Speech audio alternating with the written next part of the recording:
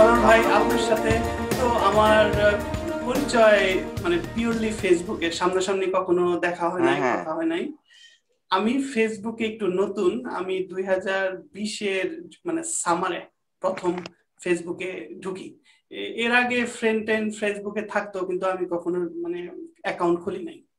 তা এখন অ্যাকাউন্ট খোলার পরে আমি কিছু আমার পরিচিত অল্প কিছু ডাক্তার ফ্রেন্ড আছে, অল্প কিছু ইঞ্জিনিয়ার ফ্রেন্ড আছে, তাদেরকে ফ্রেন্ড রিকোয়েস্ট পাঠানোর পরে দেখি আপনার মানে পোস্ট গুলো আসে আমার কাছে। তারপরে আপনাকে ফ্রেন্ড রিকোয়েস্ট পাঠালাম, আপনাকে থ্যাংক ইউ আপনার আমাকে ফ্রেন্ড হিসেবে অ্যাকসেপ্ট করার জন্য। আর আপনার ফেসবুকের যে পোস্ট গুলা সেগুলো আমি ফলো করে বুঝতে পারলাম যে বেসিক্যালি আপনি সোশ্যাল মিডিয়া ইউজ করতেছেন উইথ এ ভিশন। মানে হুম সবাই তো সোশ্যাল মিডিয়া ইউজ করে জাস্ট পার্সোনাল লাইফ, কে কি করতেছে, কোথায় খাইতে গেল, এক্সেট্রা এক্সেট্রা। কিন্তু আপনি হুম ফেসবুক ইউজ করতেছেন উইথ এ ভিশন। সেই ভিশনটা বেশ বড়।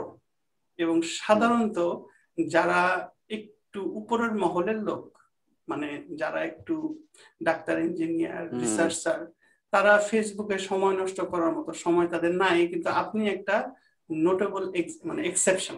সরল ভাই, তাহলে আব্দুল আপনি, সালাম। আপনাকে সবাই চেনে। বাংলাদেশে রিসার্চ যারা করে, তারপরে ইন্টেলেকচুয়াল কমিউনিটি, ডাক্তার, ইঞ্জিনিয়ার অথবা যারা পিএইচডি করার জন্য বিদেশে পড়তে চাচ্ছে, সবাই আপনাকে চেনে। আপনি ইউনিভার্সিটিতে প্রফেসরশিপ করেন, নিজে রিসার্চ করছেন। কিন্তু যারা নতুন ভিউয়ার তাদের জন্য খুব সংক্ষেপে আপনার একটু আইডিয়া দেন, আপনার ব্যাকগ্রাউন্ডটা কোথা থেকে। জামালপুরে বাড়ি যতদূর আমি শুনলাম।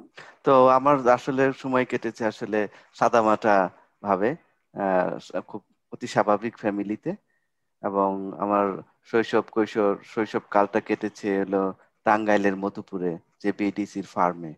ওইখানে লাইফটা অনেক বর্ণাঢ্যময় ছিল। অনেক খেলাধুলা, পাখি ধরা, বাগান করা ইত্যাদি অনেক কাজ করতাম। ওই সময় খুবই, পড়াশোনা যে একটা জিনিস, ওই জিনিসটা তখন মাথায় কাজ করতো না।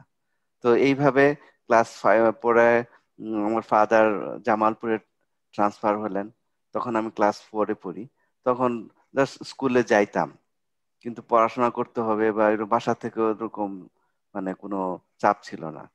তো ক্লাস 5-এ পরীক্ষা টরীক্ষা দিলাম, দেওয়ার পর কোনো রকম পাস টাস করলাম। তো আসলে বুঝলাম যে পড়াশোনা করা দরকার ক্লাস 6-এর থেকে। 6-এ আমি একটা স্কুলে ভর্তি হয়েছি, জামালপুর হাই স্কুল। তো ওইখানে দেখলাম 250 স্টুডেন্ট। তো প্রথম সাময়িক পরীক্ষার পরে রেজাল্ট দেয়, আমি তো চুপচাপ পিছে বসে থাকি। দেখি যে আমার মার্কস ফার্স্ট সেকেন্ডের মধ্যে থাকে। তো আমি একটু অবাক হলাম যে আমি কি আসলে কি পড়াশোনা পারি মনে হচ্ছে। ওই যে সাহসটা কাজ করলো। পরে দেখলাম যে ফাইনালে তখন মনে হলো এই তো পড়াশোনা করতে হবে।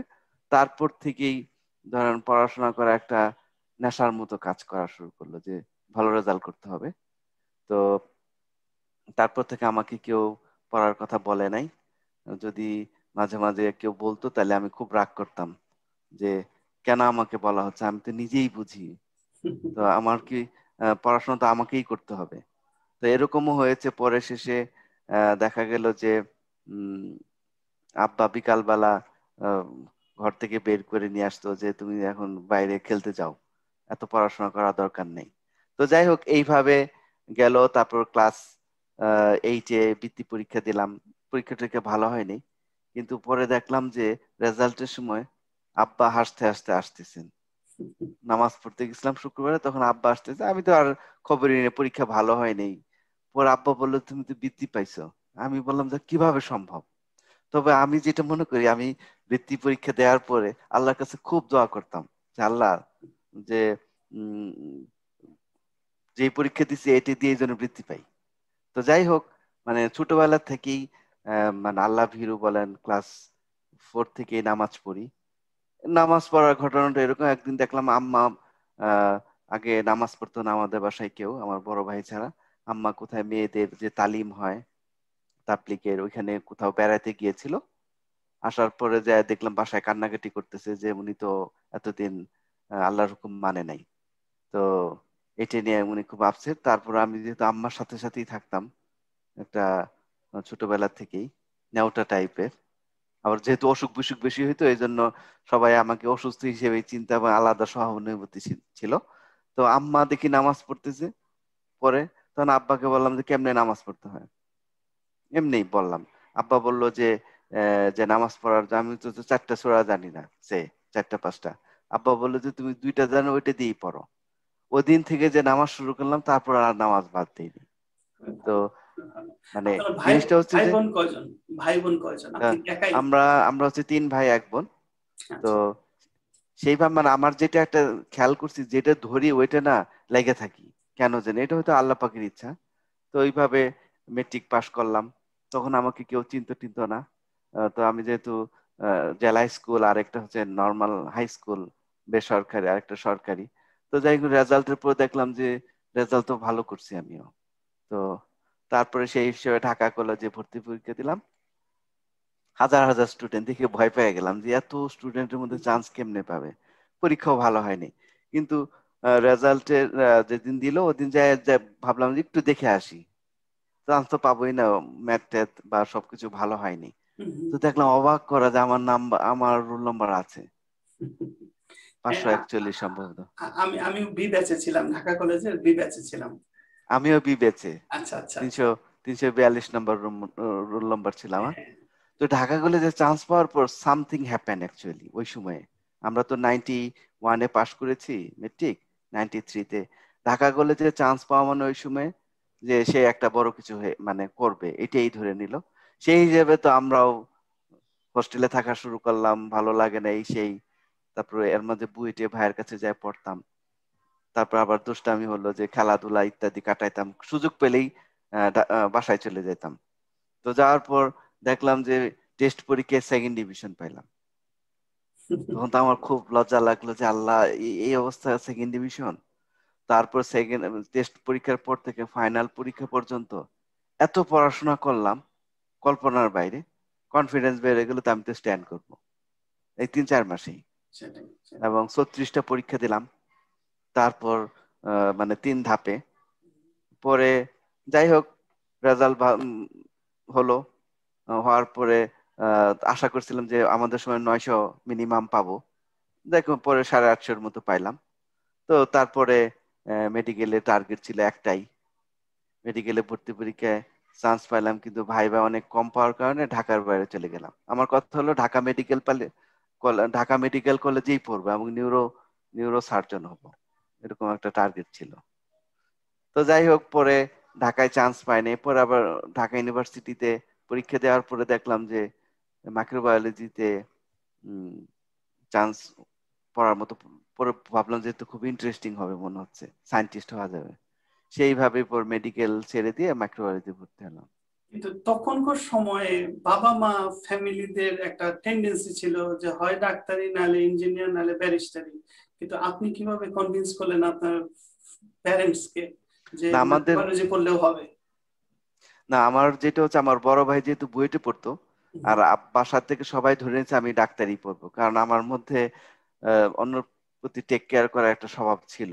হুম, মানে বাসার সবার প্রতি খোঁজ খবর রাখা এটা। তো পরে তো আমি ধরেই নিয়েছিলাম। পরে যখন মেডিকেল ছেড়ে যখন আম, ঢাকা ভার্সিটিতে ভর্তি হতে চাইলাম, আব্বার মন খারাপ ছিল যে কেন আমার এক ছেলে ডাক্তার হবে আর এক ছেলে ইঞ্জিনিয়ার। হুম, হুম। আমি বললাম তো আমার তো ভালো লাগে না, আমি সায়েন্টিস্ট হতে চাই। তো সেই হিসাবে মন খারাপ করলো, কিন্তু আমার বড় ভাই সাপোর্ট দিল যে ওর যেটা ভালো লাগে ওইটাই করুক। সেটাই। তারপরে অনেকে পরামর্শ দিল ফার্মেসি পড়ার জন্য। আমি তখন বললাম যে না, ফার্মেসি পড়বো না, পড়লে মাইক্রোবায়োলজি পড়বো, নাইলে পড়বো না। তো ওইভাবে মাইক্রোবায়োলজি পড়া, আচ্ছা। ঢাকা ভার্সিটিতে পড়া। এটা এটা একটু ইন্টারেস্টিং, কারণ অনেকে মানে ডাক্তার, ইঞ্জিনিয়ার, এখন স্পেশালি ডাক্তার, আমি নিজে প্র্যাকটিস করি, কিন্তু বেসিক্যালি টাকা তৈরির মেশিন ছাড়া ক্রিয়েটিভিটি ডাক্তারের মধ্যে খুব কম আছে। মানে গুড জব এবং স্যালারির দিক থেকে ভালো, লাইফ ব্যস্ত, হয়তো সোসাইটির কিছু মানুষ অ্যাপ্রিসিয়েট করবে কারণ কিছু মানুষকে ফ্রি চিকিৎসা দিচ্ছেন, কিন্তু এছাড়া ক্রিয়েটিভ কাজের জন্য ডাক্তারিদের যুগ শেষ হয়ে গেছে। একটা সময় ছিল, ধরুন 200 বছর আগে আপনি যেরকম মাইক্রোবায়োলজির বেসিক কাজ করতেছেন, ভ্যাকসিন নিয়ে চিন্তা করতেছেন, রিসার্চ নিয়ে কাজ করতেছেন, ডাক্তাররাও পার্টিসিপেট করতো, কিন্তু সেই যুগ চলে গেছে। কাজে আপনি ইন্ডিপেন্ডেন্ট রিসার্চ হওয়ার জন্য ওই সময় যে একটা বড় ডিসিশন নিয়েছেন যে না মাইক্রোবায়োলজিতেই পড়বেন, সেরকম সাহস অনেক মানুষের মধ্যে থাকে না। সে ডিটারমিনেশন একটা খুব সিম্পল প্রিন্সিপাল, কিন্তু এটা মানুষের লাইফ চেঞ্জ করে দেয়। আমার ডাক্তারি লাইনে পড়ে আমি এনজয় করছি, আমার ডাক্তারি লাইনের পড়া খুব ইজি লাগছে। এই জন্য আমার দিক থেকে আমি ইন রেট্রোস্পেক্ট বলতে পারি, ডাক্তারিতে পড়ছি দেখে আমি এক্সট্রা কাজ করতে পারতেছি, যেমন এই যে এখন পডকাস্ট করতে পারতেছি। কিন্তু আপনার ঢাকা কলেজে, এখন জানেন তো ঢাকা কলেজের এনভায়রনমেন্টটা এমন ছিল যে সবাই একটু সেলফ মেড, প্রাইভেট পড়ে কম, নিজেরা পড়ে ভালো করে। নটর ডেম হলো মোর স্ট্রাকচার, ওখানে ক্লাসে একদিন না গেলে একদম খবর করে দিবে। কিন্তু ঢাকা কলেজ ছিল একটু মোর ওপেন এন্ডেড। আমি নিজেও এনজয় করছি, সপ্তাহে 3 দিন ক্লাসে যেতাম, বাকি 3 দিন না গেলেও আমি ঠিকই পাশ করে বের হয়ে আসছি। তা এখন আপনার ক্ষেত্রে এই ঢাকা কলেজের একটু লেস স্ট্রাকচার পরিবেশটা আপনাকে কিভাবে হেল্প করছে কিংবা ইনফ্লুয়েন্স করছে, একটু শেয়ার করেন। আসলে যে জিনিসটা হচ্ছে ঢাকা কলেজে, যেহেতু আমি ঘরকুনে ছিলাম, মানে আব্বা বাবা মার সাথেই থাকা হয়তো, মানে সব বেশিরভাগ সময় খেলাধুলা বা কিছু করলে আব্বার সাথে সাথেই থাকতাম, কারণ অনেক প্রশ্ন করতাম ছোটবেলা থেকে, যেগুলো প্রশ্ন তো অনেকে দিতে পারতো না। তো আব্বা আবার ট্রাই করতো, এই জন্য দেখা গেলো বাজারে যাওয়ার সময় ইচ্ছা করে বাজারে যেতাম, মাছ ধরতাম আব্বার সাথে, এবং বিভিন্ন প্রশ্ন, দেশ, আহ, বিশ্ব, সমাজ এরকম কেন, মানুষ এত মারামারি করে কেন, এটা কিভাবে সমাধান করা যায়, আব্বা আবার এগুলা আমার মতো করে বোঝাইতো। এটা একটা ছিল। তো যখন ঢাকা কলেজে আসলাম, হোস্টেল লাইফ, এটা তো একটা কঠিন একটা সময় ছিল, গোলাগুলি হইতো ওই সময়, পলিটিক্স ছিল ওই এরশাদের সময়টা। হুম। তো সবকিছু মিলে উম ঢাকা কলেজে আসলে যেই সুবিধাটা ছিল, আহ, এক তো আমরা ক্লাস করি নেই, যে একটা ক্লাস যাইতাম, বাংলা বা যে সেকেন্ড ইয়ার কোনো ক্লাসই করি নেই। টিচার বলতো না করলে ফেল করাই দেবে, কিন্তু আলটিমেটলি কেউ ফেল করায় না, সবাই ভালো করে। এবং তো সেই হিসেবে হলে থাকতাম, হলে থাকার কারণে রেজিলিয়েন্স, যেটা বিভিন্ন মানুষের সাথে চলাফেরা, একই রুম শেয়ার করা, সবকিছু এগুলো আসলে একজন ইন্ডিপেন্ডেন্ট মানুষ হওয়ার জন্য একটা বড় রোল প্লে করেছে।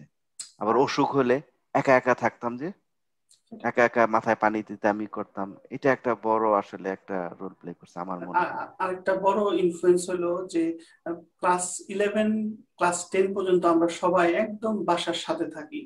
ওই ঢাকা কলেজের হোস্টেলে থাকলে ফার্স্ট একদম 21 বছর 19 বছর বয়সের একটা ছেলে স্বাধীন চেতা এবং সেলফ ডিপেন্ডেন্ট, চারপাশ খেয়াল রাখা, নিজের সেফটি, নিজের ভবিষ্যৎ নিয়ে প্ল্যান করা, রেসপন্সিবিলিটিটা গ্রো করে।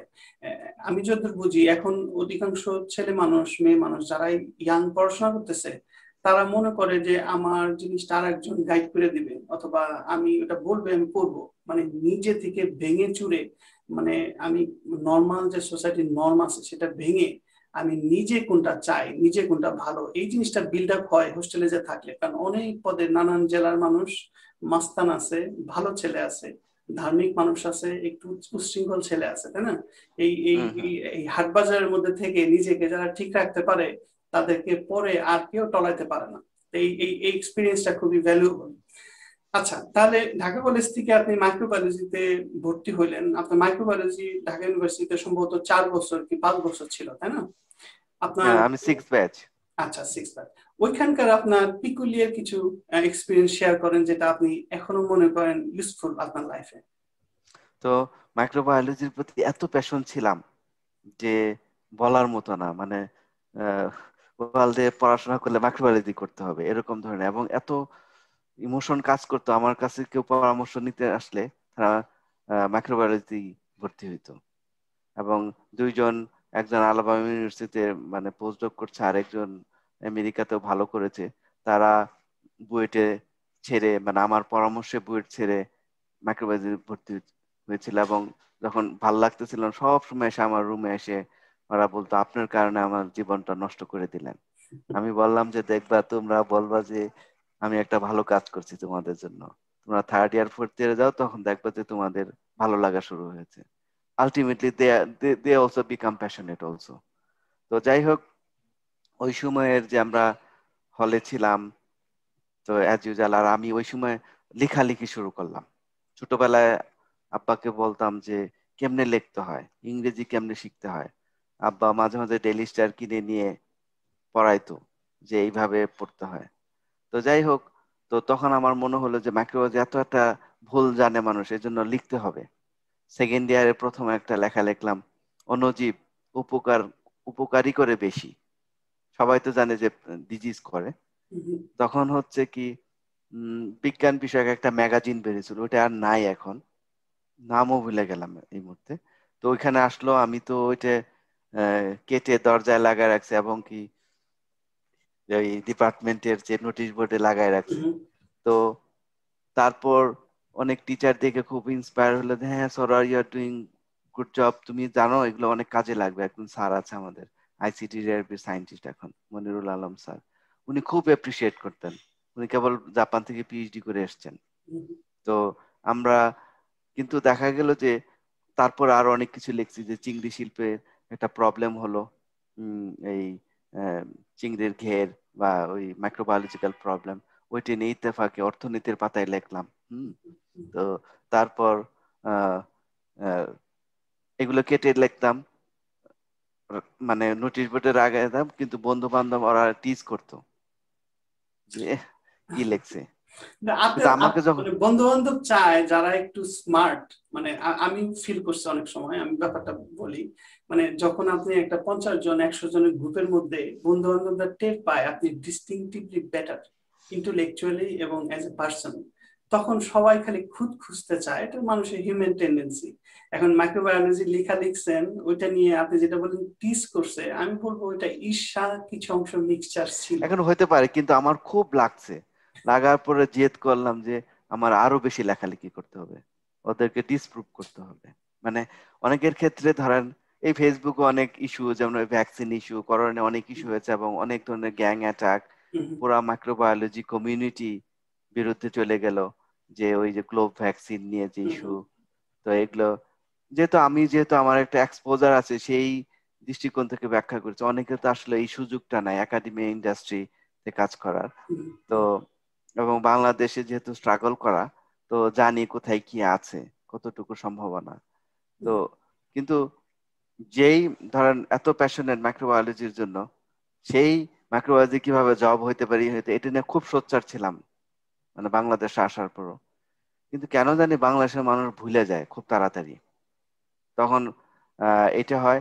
তারপর ওই সময়ে যে লেখালেখি, যে তখন মানে আমাকে কেউ টিচ করতে আসলেই বা ছোট করতে আসলে তখন জেদ কাজ করে, জানি না কেন। তো ওইটাও একটা হয়তো আল্লাহর ইচ্ছা, যেটা আমি মনে করি। তো সেইভাবেই কন্টিনিউ করলাম, এবং পরবর্তী দেখা গেল আমি জব পাইলাম সেই লেখার জন্যই। এই মাইক্রোবায়োলজি লেখা, আম, এই ফিশারিজ ডিপার্টমেন্টে অফিসে গেছি, দেখলাম যে আমার লেখাটা কেটে ওরা অফিসে রেখে দিছে। তখন আমাকে জবের অফার দিল, যে আপনিই লিখছিলেন না। তারপর আবার আইসিডি গেলাম, তখন তো আমি একটু হুজুর ছিলাম, টুপি পাঞ্জাবি ছিল। তখন বললো তো হুজুর তো স্মার্ট আছে, অনেক কিছু করে। তো যাই হোক, ওই জন্য সিলেকশন হলো। এমনকি সিঙ্গাপুরে যখন অ্যাপ্লাই করলাম, আমি জানি যে এটা হবে না আসলে, তারপরও আমার ওই আর্টিকেল গুলো পাঠাইলাম, এবং ওই পেপার কাটিং, ফটোকপি, তো দেখলাম যে এই কারণেই সিলেক্ট করেছে। আপনার আপনার আন্ডার গ্রাজুয়েশন করার সময় কোনো পাবলিকেশন, একটা তো ম্যাগাজিন অথবা না, সায়েন্স সায়েন্স পেপারে লেখালেখি করতেন, কিন্তু না, ছোটখাটো কোনো আর্টিকেল তখনকার সময় তো অ্যাক্সেস ডিফিকাল্ট। এখন যেমন কেউ যদি চায় একটা পাবলিশ করবে, অনেক রিসোর্স অলরেডি আছে, আপনারা আছেন, কিন্তু আপনাদের সময় এই ইন্টারন্যাশনাল জার্নালে পাবলিকেশনের সুযোগ কতটুকু ছিল, আর যদি কম থাকে সেটাকে ওভারকাম করছেন কিভাবে আপনারা? আমরা আমাদের সময় যে পাবলিকেশন করা যায় এটাই ধারণা ছিল না। আচ্ছা। রিসার্চ কি জিনিস ওটাও জানতাম না।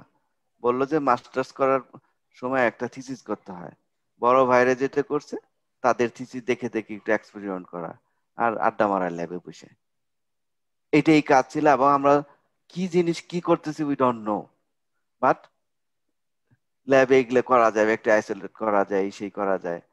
তো কোনো টিচারও বলে নাই, সিনিয়র ভাইও বলে নাই, কিচ্ছু না। এখন তো দেখলাম যে আন্ডার গ্রেডরাও পাবলিকেশন করছে, যেমন আমাদের বিআরএফ এ একজন মানে ঢাকা ভার্সিটির কেবল অনার্স পাস করে, তার 4টা পাবলিকেশন হয়ে গেছে, আমি তার সুপারভাইজার। তো দেখেন, মানে এখন যে যত অ্যাভেলেবল এবং মেন্টর অ্যাভেলেবল আগের তুলনায়, সেটাই কিন্তু আগ্রহী ছেলে পেলেদের সংখ্যা কম আবার। হুম, সেটাই সেটাই রিসার্চ এমন একটা জিনিস আসলে সব যুগেই এটা ডিফিকাল্ট ছিল। আমি একজন, আমার ভেরি ওল্ড প্রফেসর ছিল শফিকুর রহমান, উনি মেট্রোপলিটন যখন কাজ করতাম, আমি যখন বিদেশে আসার চেষ্টা করতেছি তখন ওনার কাছে অ্যাডভাইস নেওয়ার জন্য, যেহেতু উনি বিদেশে পড়াশোনা করছে, তখন আমি বললাম যে স্যার অনেক ডিফিকাল্ট হয়ে গেছে চান্স পাওয়া, প্লাস যে অ্যাপ্লিকেশন করতেছি ইউনিভার্সিটি থেকে রিজেকশন পাঠাচ্ছে, অনেক কঠিন হয়ে গেছে। আপনাদের সময় তো সহজ ছিল, আমি একটু ঠেস দিয়ে বলছি যে আপনাদের সময় সহজ ছিল, আমাদের সময় কঠিন হয়ে গেছে। উনি বলছে, মিয়া আমাদের সময় একটা চিঠি পাঠাইতে লাগতো 1 মাস, আর আরেক মাস লাগতো খবর পাইতে যে চিঠিটা তারা পাইছে। এখন তো তুমি ইমেল করো, 10 সেকেন্ডের মধ্যে রিজেকশন পাও, তাহলে তুমি অন্যদিকে প্ল্যান করতে পারো। রিসার্চ আগেও কঠিন ছিল, এখনো কঠিন আছে, কখনোই বলবা না আগে সহজ ছিল আর তোমাদের জামানায় পার্টিকুলারলি কঠিন হয়েছে। এটা আসলে সবসময় কঠিন, যারা ভেঙে চুরে করতে রিয়েলি চায় তাদের জন্য এখন মোর রিসোর্স অ্যাভেলেবেল আছে, মোর স্ট্রাকচার আছে, যেমন আপনারা আছেন, যেমন মেন্টরশিপের ব্যবস্থা করতেছেন আপনারা। তো এই জিনিসটা মানে আমি খুব ভালো লাগছে যে আসলে কঠিন সবসময় ছিল। এই জন্য আপনাকে জিজ্ঞেস করলাম যে আপনাদের সময় ইন্টারন্যাশনাল পাবলিকেশনের কনসেপ্টই ছিল না, কিন্তু স্টিল আপনারা তো পিএইচডি অ্যাপ্লিকেশন করছেন। সেটা করছেন কিভাবে? নিজের রেগুলার ম্যাগাজিন সায়েন্স পেপারের লেখা দিয়েই তাদেরকে ইমপ্রেস করতে হয়েছে, তাই না? আর এখন জি হয়তো ইন্টারন্যাশনাল জার্নালের পাবলিকেশন দিয়ে প্রসপেক্টিভ প্রোগ্রামের ডিরেক্টরকে ইমপ্রেস করতে হবে, কিন্তু স্টিল আমাদের মনে হয় সুযোগ বাড়তেছে, মোর স্ট্রাকচার হচ্ছে, ফলে মানুষজন যারা ইন্টারেস্টেড দে ক্যান স্ট্রিমলাইন মানে একটা লাইনের ভিতরে ঢুকলে বের হওয়ার সুবিধা।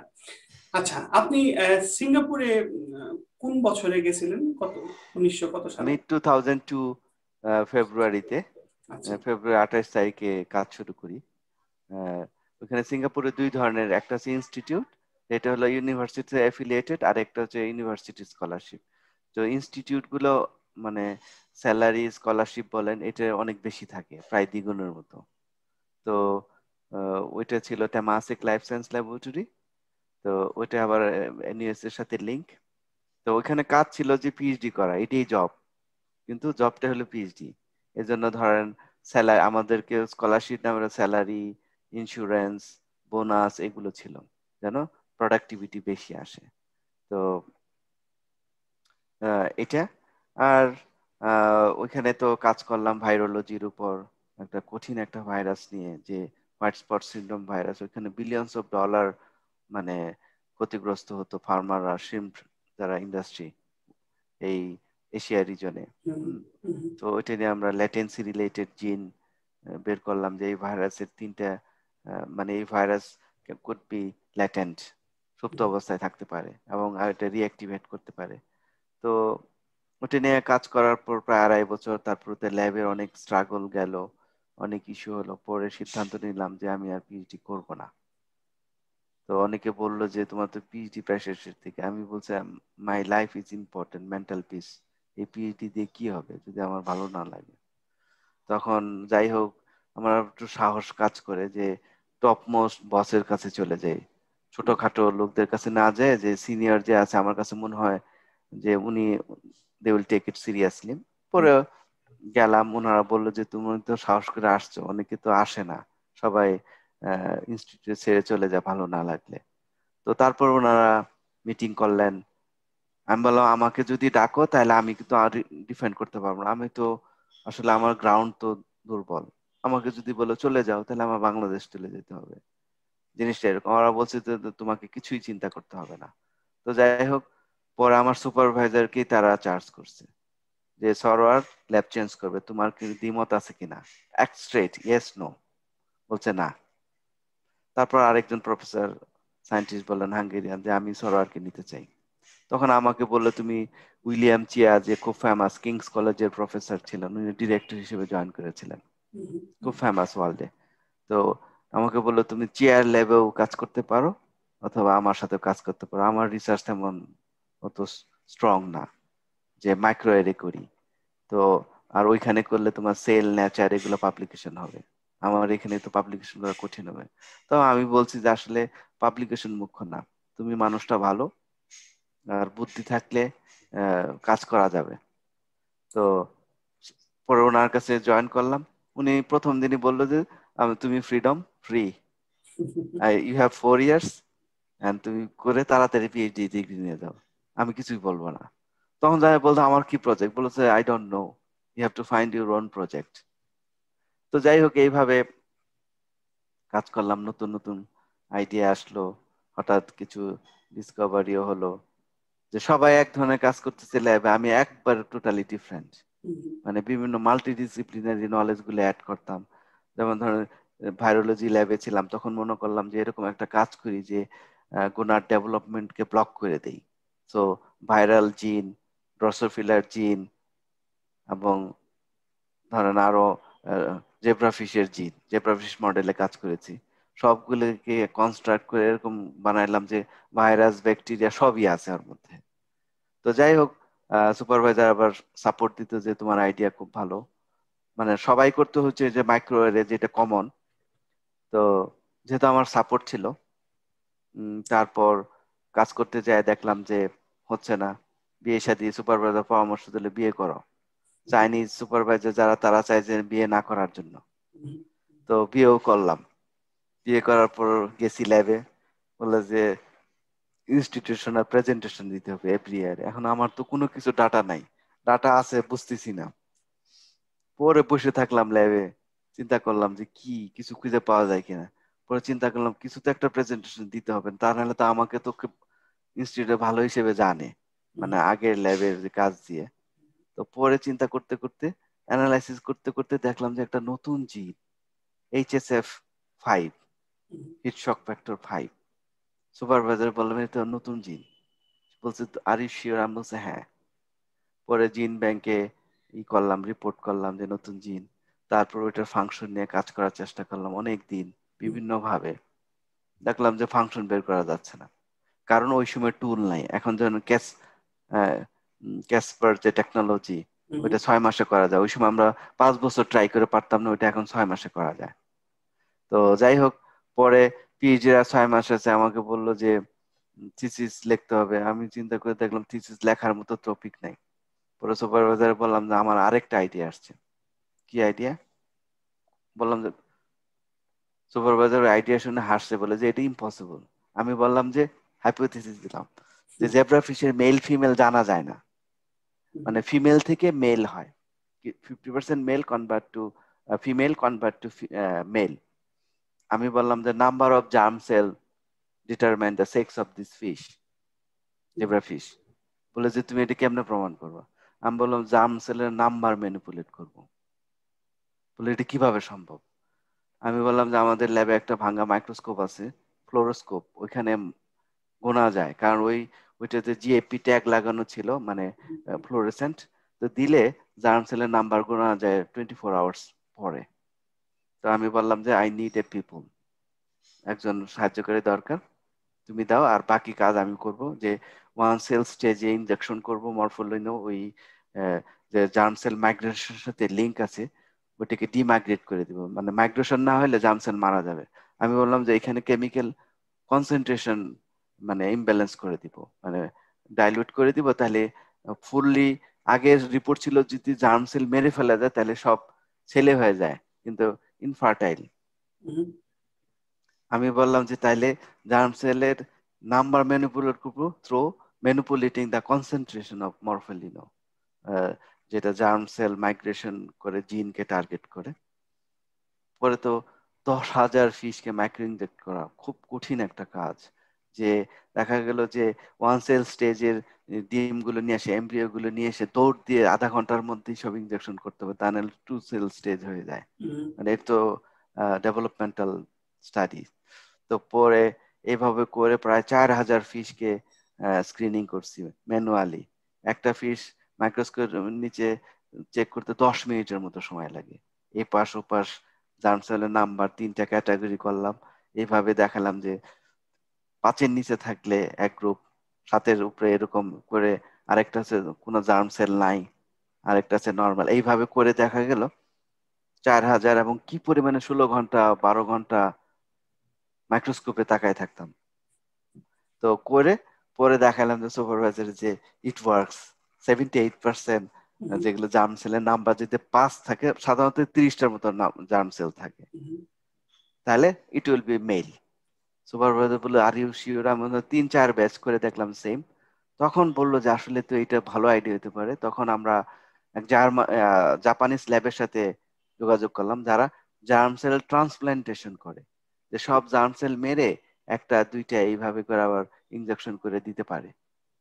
তো ওরা আবার করলো, ওরা যায় দেখলো যে 95% আসলে সেলে হয় জার্ম সেল নাম্বার কম থাকলে। তো তারপরে তো এগুলো নিয়ে স্টোরি দেখলাম, তো সুপারভাইজার এক্সাইটেড, কিন্তু পিএইচডি যারা কমিটি মেম্বার ছিল বললো যে সরার এই ডাটা না দেওয়ার জন্য, কারণ তাহলে তুমি তো রিভিউয়ারের কোশ্চেন আনসার করতে পারবে না, এটা মেকানিজম জানতে চাবে, তখন তো তোমার পিএইচডি হয়ে যায়। সুপারভাইজার বলার সময় ওনারও মন খারাপ ছিল যে তোমার প্রিয় জিনিসটা আমরা তো থিসিসে দিতে পারছি না। যাই হোক, ওইটা ছাড়া বাকি আরো যে ট্রাই করতেছিলাম একসাথে কয়েকটা, তো ওইটা দিয়ে থিসিস করে একটা স্টোরি বানাইছি। হ্যাঁ, তো হয়ে গেল। তারপরে সুপারভাইজ চলে আসলাম যে দুইটা আনফিনিশড কাজ, যে HSF5 ওটার ফাংশন জানি না, ধারণা করি ওটা মেলের সাথে ইনভলভ, মানে স্পার্মাটোজেনেসিস বলে আসছিলাম, বা ইনিশিয়াল রেজাল্টে দেখা গেল। পরে সুপারভাইজার দুইজন পোস্টডক হায়ার করলো। একজন হচ্ছে যে HSF5 নিয়ে মানে জার্ম সেল নিয়ে কাজ করবে, 6 বছর কাজ করলো পোস্টডক করে, দেখলো যে সে ন্যাচারাল ফিল্ডও প্রমাণ করলো যে হ্যাঁ রিয়েলি ইট ওয়ার্কস। তারপরে তো cell cell report, stem cell report জার্নালে পাবলিশড হলো। তারপরে 13 বছর পরে HSF5 স্টোরি পাবলিশড হলো। সেই ক্যাসপার টেকনোলজি আসলো। তারপর সুইডেন বিভিন্ন দেশে ট্রাই টুই করে শেষে দেখা গেল যে আসলে ওই জিনটা ডিলিট করে দিলে মানে যে স্পার্মের টেইলটা থাকে না, তো তার মানে স্পার্মাটোজেনেসিসে প্রবলেম হয়। ওইটাও সেল ওইটাও সেল রিপোর্টে পাবলিশড হলো। তো এই পিএইচডির এই সময়গুলো খুবই চ্যালেঞ্জ হলো, আবার ইন্টারেস্টিংও ছিল। তো পিএইচডি লাইফ সিমস লাইক একটা হচ্ছে জার্নি আসলে। এটা একজন মানে কারোর টেনাসিটি অথবা ডেডিকেশন বা তার যে আসলে কত রেজিলিয়েন্স পাওয়ার আসলে গ্রো করে। ওর পরে যখন আসলাম, তারপর ক্যান্সার ফিল্ডে চলে গেলাম, ওইখান থেকে অ্যাপোপ্টোসিস নিয়ে কাজ করছি। তারপর মনে হলো যে রিসার্চ তো কোনো কঠিন না আসলে, যে লাগে থাকলেই হয়। মানে আপনি যেটা সামারি বললেন আপনার হোল মানে রিসার্চ ক্যারিয়ার, এটা যদি কেউ শুনে তাহলে হয়তো তারা অ্যাপ্রিসিয়েট করবে যে এই লোকটা পিএইচডি করছে, কিন্তু পিএইচডিটা এত সহজে আসে নাই। কয়েকবার কয়েক অ্যাটেম্প কয়েক প্রজেক্টে, ইউ নেভার নো 8 বছর লেগেছে। হ্যাঁ, which project will give you interesting PhD worthy result। আমি নিজেও যখন করছিলাম, আমি তখন 3-4টা প্রজেক্টে কাজ করছিলাম, আমি নিজেও জানতাম না ইভেন্চুয়ালি কোনটা নিয়ে থিসিস করা যাবে। ঠিক একই রকম আপনারটা আরো মোর এক্সটেন্সিভ, কারণ আপনি মানে আপনার অ্যাডভাইজার্স চেঞ্জ করতে হয়েছে। কিন্তু আমি যদি বলতে চাচ্ছি, এখন একটা ইয়াং ছেলে যখন 20-22 বছরে চিন্তা করে সে রিসার্চ করবে, এই কোশ্চেনটা তার মনে উদ্দেশ্যটা কি? উদ্দেশ্যটা যদি থাকে আমি একটা ডিগ্রি নিব, ডিগ্রিটার কারণে মানুষ আমাকে সম্মান করবে অথবা আমার কথার মূল্য দেবে, অথবা আমি একটা বেটার চাকরি পাবো, তাদের জন্য পিএইচডিটা খুব কষ্টকর একটা এক্সপেরিয়েন্স হবে। কিন্তু তারা তো আসলে রিয়েলি হাতে কলমে কাজটা করার জন্য ধৈর্য সহকারে কিউরিয়াস না, তাদের উদ্দেশ্য হলো অন্য। তো এই জন্য আপনার এক্স্যাক্টলি ডিপ্রেশন ঢুকবে। এবং এই যে আপনি যেটা কদিন আগে পোস্ট করলেন যে ডিপ্রেশনকে কিভাবে ওভারকাম করা যায়, এগুলো খুবই ভালো জিনিস, কিন্তু ডিপ্রেশনটা আসবে কারণ তাদের নিয়তটা হলো ডিফারেন্ট। এখন আপনার ছোটবেলা দেখেন ক্লাস 6 থেকে শুরু করছেন যে আপনি ভালো করে পড়বেন, জানবেন, মাইক্রোবায়োলজি থেকে আপনি প্যাশনেট, এবং আপনি টাকা পয়সার কথা চিন্তা করেন নাই, এবং ডিগ্রি তাড়াতাড়ি বের হয়ে নিয়ে এসে বাংলাদেশে বড় পোস্টে চাকরি করবেন সেই ধান্দাও ছিল না। আপনি জাস্ট ছিল হোয়াট ইজ ইট, মানে জিনিসটা বের করা, কিউরিওসিটি। কিন্তু এই কিউরিওসিটি ড্রাইভ যদি না থাকে, শুধু ডিগ্রির জন্য অনেকে রিসার্চ করতে চায় একটা ভালো ভবিষ্যতের জন্য, তাদের জন্য আমরা একটু বলতে পারি যে তাদের পিএইচডি এক্সপিরিয়েন্সটা নট নেসেসারিলি এত সুইট হবে। মানে বি প্রিপেয়ার্ড ফর হার্ডশিপ, এটা হলো 1 নম্বর। আর be prepared for uncharted territory, যেখানে কেউ, আপনি যেমন আপনার প্রফেসর বলছে you select your own project, তার হাতে প্রজেক্ট নাই, আপনাকে নিজেকে বানাই নিতে হবে। না, এটা কঠিন ছিল। এবং যখন চেঞ্জ করলাম পিএইচডি কমিটির হেড, যে উনি বললো যে সরার ওইখানে কিন্তু প্রজেক্ট, কিন্তু তোমার বাইর করে তুমি তো ওইখানে তেমন প্রজেক্ট নাই। আমি বলছি যে I have confidence, I can manage. সেটাই সেটাই তো এখন জিনিসটা হচ্ছে যে যেটা বললেন যে উম, কেন এই যে হতাশা কাজ করে, আসলে কয়েকটা জিনিস কাজ করে হতাশার জন্য। যেটা হচ্ছে আমার ক্ষেত্রে, যেটা আমার এত প্রেসার গেছে, এত কষ্ট হয়েছে, ভয়ও পাইতাম যে আমাকে দেশে পাঠাই দিবে চাইনিজ সুপারভাইজার, 2 সপ্তাহ পর থেকে থ্রেট দেওয়া শুরু করলো। হুম, কিন্তু তার মধ্যে আমার একটা মেজর ছোটবেলার যে যে ডিটারমিনেন্সি বা ইস্যু, আমি আল্লাহর প্রতি বিশ্বাস এখন, এবং আমি যেটা কাজ করতেছি আল্লাহ তাআলার জন্যই করতেছি, এরকম একটা বিশ্বাস যে আমার আল্লাহর জিনিস জানতেছি, এতে একটা আমার নলেজ হচ্ছে, বা আল্লাহর যে একটা রহস্য বা একটা কমপ্লেক্সিটি বা এত কিছু আমাদের জন্য, এটা জানার একটা আগ্রহ ছিল। আরেকটা হচ্ছে যে আমি তো টাকা বা অর্থ ওইটা নিয়ে কখনো চিন্তা আসে নাই আসলে। তো আমার কথা হচ্ছে আমি জানবো যে, এবং আমার ভালো লাগে জানতে আল্লাহর, মানে আসলে আল্লাহর মহিমাও জানা যায় এতে। তো আর আমি বিশ্বাস করি যার যেটা রিজিকে আছে আসলে ওইটা আসবেই। হয়তো আহ আমি আমার মতো ট্রাই করি, বাকিটা আল্লাহ দেখবেন। এখনো এই নীতিতে কাজ করতেছি বাংলাদেশে এসে, মানে বাংলাদেশে তো আরো আনচার্টার্ড টেরিটরি মোর, যেই দেখতেছি যে সিঙ্গাপুর থেকে আসার পরে এত চ্যালেঞ্জ, চাকরি চেঞ্জ করছে যে 2-3 বার, মানে ভালো কিছু করতে গেলে সাপোর্টের পরিবর্তে যে মেন্টাল ট্রমার মধ্যে রাখে বাংলাদেশে। মানে সিনিয়র লেভেল দেখলে বোঝা যায় না যে কত মিষ্টি মিষ্টি কথা বলে, ধরেন সায়েন্টিফিক পাবলিক ফোরামে যায় এরকম ভাবে কথা বলতেছে, আপনি মনে হচ্ছে যে এর মতো লোকই দরকার বাংলাদেশে। তো আমি যখন ওই সমস্ত লোক এখন দেখে আমি ভয় কাজ করতে থাকে যে যে যত পাবলিক স্পিকার সুন্দর, তার মধ্যে মানে ফাঁকা ফাঁকাত্ব বেশি বাংলাদেশে। সেটাই সেটাই। তো যারা বেশি কাজ করে গ্রাসরুট লেভেলে, তাদের কথা দে আর নট এক্সপার্ট, কারণ ওইটা ডিফারেন্ট কাইন্ড অফ স্কিল। আর যারা দেখবেন যে কাজ করে না, তাদের কথার স্কিলটাই তারা প্র্যাকটিস করে, কারণ ওইটা দিয়ে তাদের বেঁচে খাইতে হবে। তাই অ্যাটলিস্ট বাংলাদেশে, হ্যাঁ, এক্স্যাক্টলি। বিদেশে যারা, হ্যাঁ, বাংলাদেশে যেটা হচ্ছে যে কথার জাদু এবং নেটওয়ার্কিং, নেটওয়ার্ক। এবং বিভিন্ন ধরনের নেটওয়ার্ক, মানে I tell it's a syndicate everywhere. আপনি এনজিও তে যান, এনজিওর ফান্ড, তাদের যারা ভাবধারার আছে, যারা দেখবেন যে ওই 70 দশকের দিকে 80 দশকের দিকে আসছে, তারা ছাত্র ইউনিয়ন করতে এক সময় বাম ধারার, তারা এনজিও সেক্টর দখল করেছে। হুম। কিন্তু আমি আবার বলবো, সায়েন্টিস্ট। হ্যাঁ, আমি বলবো out of all this mace, কিছু মানুষ স্টিল পজিটিভলি কন্ট্রিবিউট করার চেষ্টা করতেছে, আপনি তাদের মধ্যে একজন। এবং আমরা যদি পারি, আমাদের যদি কোনো সুযোগ থাকে, আমরা হেল্প করার চেষ্টা করবো, আমাদের সাধ্য লিমিটেড। কিন্তু আমার পয়েন্ট হলো, আপনি যেভাবে করতেছেন ফ্রি, স্বাধীন মন মতো, শুধু জুনিয়র ইয়াং জেনারেশনকে বিল্ড আপ করার চেষ্টা করতেছেন, যেন তারা যেমন যখন ইনফ্লুয়েন্সিয়াল পজিশনে যাবে 50 বছর পরে, তাদের মাইন্ডসেটটা যদি এখন থেকে আপনি ক্লিয়ার করে দিতে পারেন, তারা হয়তো বেটার জেনারেশন তৈরি করবে, এবং তখন হয়তো মিনিংফুল একটা কাজ হবে। কারণ একটা একটা একটা পুরাতন মানে প্রবাদ আছে যে হাউ সাইন্টিফিক সিস্টেম চেঞ্জেস।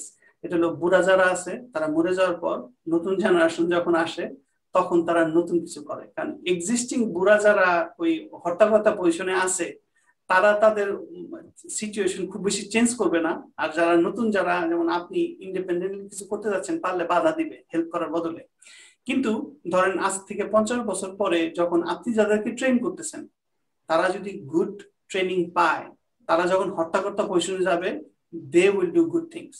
এটা হলো আমাদের আশা। এজন্যই আপনাকে সাপোর্ট যদি তো কোনো সেই হতে সেই পারি। যে আমাদের এই যে বায়োমেডিকেল রিসার্চ ফাউন্ডেশন, আমাদের যে রিসার্চ প্ল্যাটফর্মের উদ্দেশ্য হলো এটা, যে 3টা উদ্দেশ্য নিয়ে বিভিন্ন স্ট্রাগল করে দেখলাম যে আসলে একটা ইনস্টিটিউট থেকে আসলে কাজ করা ডিফিকাল্ট বাংলাদেশে, বিভিন্ন ধরনের ইস্যু কাজ করে।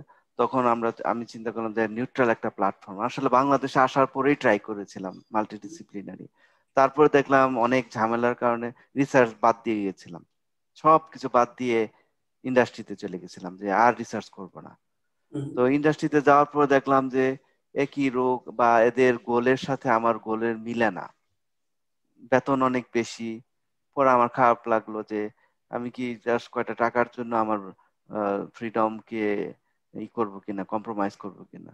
তো যাই হোক, ইন্ডাস্ট্রি থেকে চলে আসার পরে তারপর আমরা যে বিআরএফ বায়োমেডিকেল রিসার্চ ফাউন্ডেশন করলাম, যেটার উদ্দেশ্য হচ্ছে যে ইয়াং সায়েন্টিস্ট তৈরি করা, সায়েন্টিস্টদের লিডারশিপ তৈরি করা, আর হচ্ছে যারা এক্সপার্টিস সায়েন্টিস্ট আছে তাদের সাথে লিঙ্ক আপ করা, আর যেটা হচ্ছে যে হাই কোয়ালিটি রিসার্চ করা বাংলাদেশের প্রেক্ষিতে, যে কোয়ালিটি অফ লাইফ ইমপ্রুভ করে।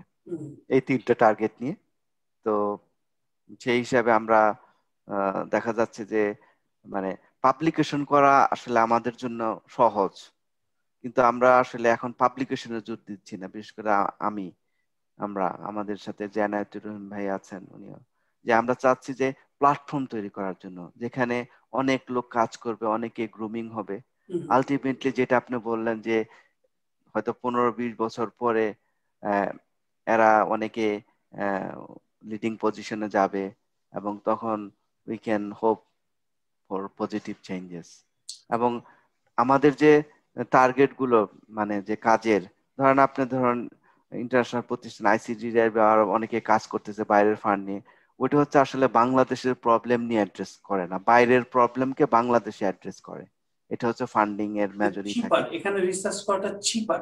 চিপার, এইজন্য ওই যে তাদের গার্মেন্টস এর মতো। উদ্দেশ্যটা, তাদের প্রজেক্টটা জাস্ট এখানে করে অল্প খরচে। এটার নাম হলো মানে এই যে মানে কল সেন্টার, যেমন অ্যাপলের কল সেন্টারের সব টেলিফোনে উত্তর দেয় কাস্টমার কেয়ার ইন্ডিয়ার বাংলাদেশের কল হ্যাঁ, ওরকম। সেন্টারে। তা একই রকম আইসিটি রিসার্চ আমাদের দেশের স্বার্থর প্রাইমারি ফোকাস, আশা করাটাই ঠিক না, কারণ ফান্ড আসতেছে বাইরে থেকে, তাই না? স্বাভাবিক। মানে যেটা আমরা একটু আপসেট হয়েছি যে আইসিডি এর মধ্যে এত বড় প্রতিষ্ঠান, তারা এতদিন ধরে আছে 1965 থেকে, তারা আরো 10টা ইনস্টিটিউট তৈরি করতে পারতো বা সায়েন্টিস্টদেরকে গড়ে তুলতে পারতো যারা নন আইসিডি আর কি। কিন্তু ফ্র্যাঙ্কলি স্পিকিং, ওদের যেহেতু ফান্ডেড প্রজেক্ট থাকে নির্দিষ্ট করা, তারা আবার সহজে মানে আইসিডি এর বাইরে ইনভলভ করতে চায় না। এটা একটা, যেমন আমরা কাজ করেছি, আমাদের পাবলিকেশনের নাম দেয় নেই, কিছু না, বলছে তুমি তো বেতন পাচ্ছ। এখন চেঞ্জ হয়েছে ইয়াংদের মধ্যে।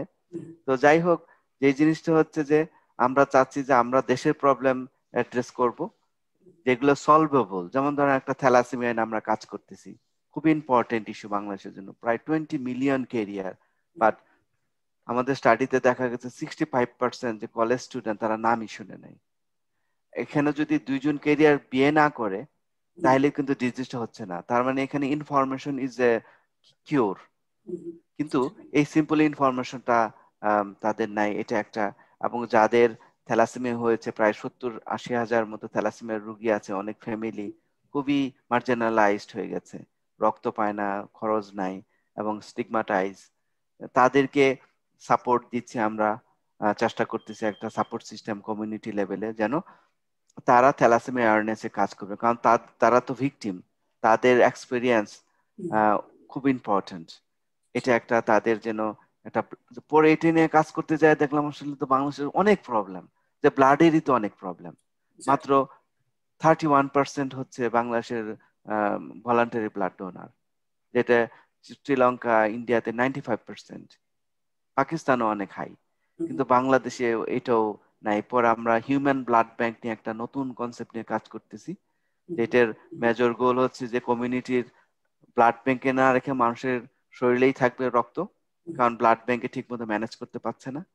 আরেকটা যেটা হচ্ছে যে এর মধ্যে কমিউনাল যে ব্রাদারহুড বা স্পিরিট রিভাইভাল করা, একজন আরেকজন ফিল করা, অ্যান্টি ড্রাগ মুভমেন্টে কাজ করা, কারণ যারা ব্লাড দেয় ভালো কাজ করে নিয়মিত, তারা ওই সমস্ত কাজে কম ইনভলভ হয়।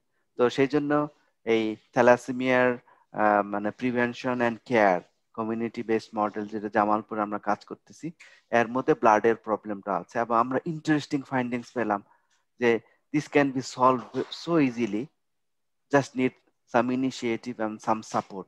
এখন আমাদের যে জিনিসটা হচ্ছে, আমরা ফ্রেমওয়ার্ক দ্বারা করে ফেলছি এবং নেটওয়ার্কও তৈরি করেছি, এবং আমাদের যদি জামালপুরে যদি মডেল সাকসেসফুল হয়, তাহলে ব্লাডের সলভ হয়ে যাবে উইদিন ফিউ ইয়ার্স এর মধ্যে সারা বাংলাদেশে। এখন এই যে এই মডেলকে সাকসেসফুল করার জন্য তো ফান্ডিং দরকার, যে 4-5 জন লোক চাকরি করবে, তাদের বেতন দিতে হবে। তো ধরো আমরা রিসার্চ, আমরা সময় দিচ্ছি, আমাদের অর্থ ব্যয় করছি, কিন্তু আর অন্য লোক তো, তাদের তো জব, এটা তো ফ্যামিলির ব্যাপার, ফ্যামিলি চালাইতে হবে, তাদেরকে তো সাপোর্ট দিতে হবে। দেখা গেলো এই সাপোর্ট গুলো আমরা আসলে পাচ্ছি না। তো এখন এই সাপোর্ট গুলো পাচ্ছি না, বিভিন্ন যারা আছেন বাংলাদেশে অনেকের কাছে গিয়েছি, সবাই বলে যে ভালো কাজ, কিন্তু কেউ জানি মানে ফান্ডিং এর কথা আসলে চুপ করে থাকে। তো পরে এই জন্য আমরা এই যে সুপারভাইজ রিসার্চ ট্রেনিং শুরু করেছি এই যে বিআরএফ থেকে। উদ্দেশ্য হলো সায়েন্টিস্ট তৈরি করা এবং এইখানের যে রেভিনিউ জেনারেট করবে এটা আবার কমিউনিটি রিসার্চে ব্যয় করা। তার মানে যদিও একটা নাম মাত্রই নেওয়া হচ্ছে, এটা আবার কমিউনিটিতেই ব্যাক করতেছে। একটা হচ্ছে রিসার্চ হচ্ছে, ইয়াং একটা রিসার্চার হাব তৈরি হচ্ছে, এবং এরা বাইরে যাবে, ট্রেন্ড হয়ে আসবে, পাবলিকেশন হচ্ছে।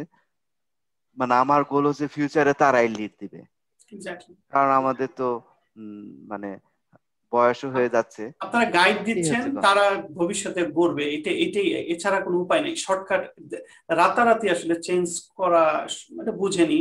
এটা আসলে মানুষের psychology, public psychology, political, Jio political environment, পুরো স্ট্রাকচার, বাংলাদেশের সাথে বিদেশের রিলেশন, এগুলাও চেঞ্জ হতে টাইম লাগবে। কারণ শুধু আপনি দুম করে একটা হেভি ডিউটি রিসার্চ করতেছেন, দেখবেন বিদেশ থেকে বাধা আসবে। আমি এক্সাম্পল দিই, এই ভ্যাকসিন নিয়ে মনে করেন হাইপোথেটিক্যালি আপনার যদিও মাইক্রোবায়োলজি নিয়ে এক্সটেন্সিভ রিসার্চ আছে, আপনি যদি 5 জন টপ মাইক্রোবায়োলজির সাথে কোলাবোরেশন করে একটা ভ্যাকসিন নিয়ে কাজ করা শুরু করেন, দেখবেন বাইরে থেকে রেগুলেটরি প্রেসার এসে আপনাকে এমন টাইট রেগুলেশন দিবে, রেগুলেশনের ক্রাইটেরিয়া ফিল আপ করতেই দেখবেন যে ফান্ড শেষ।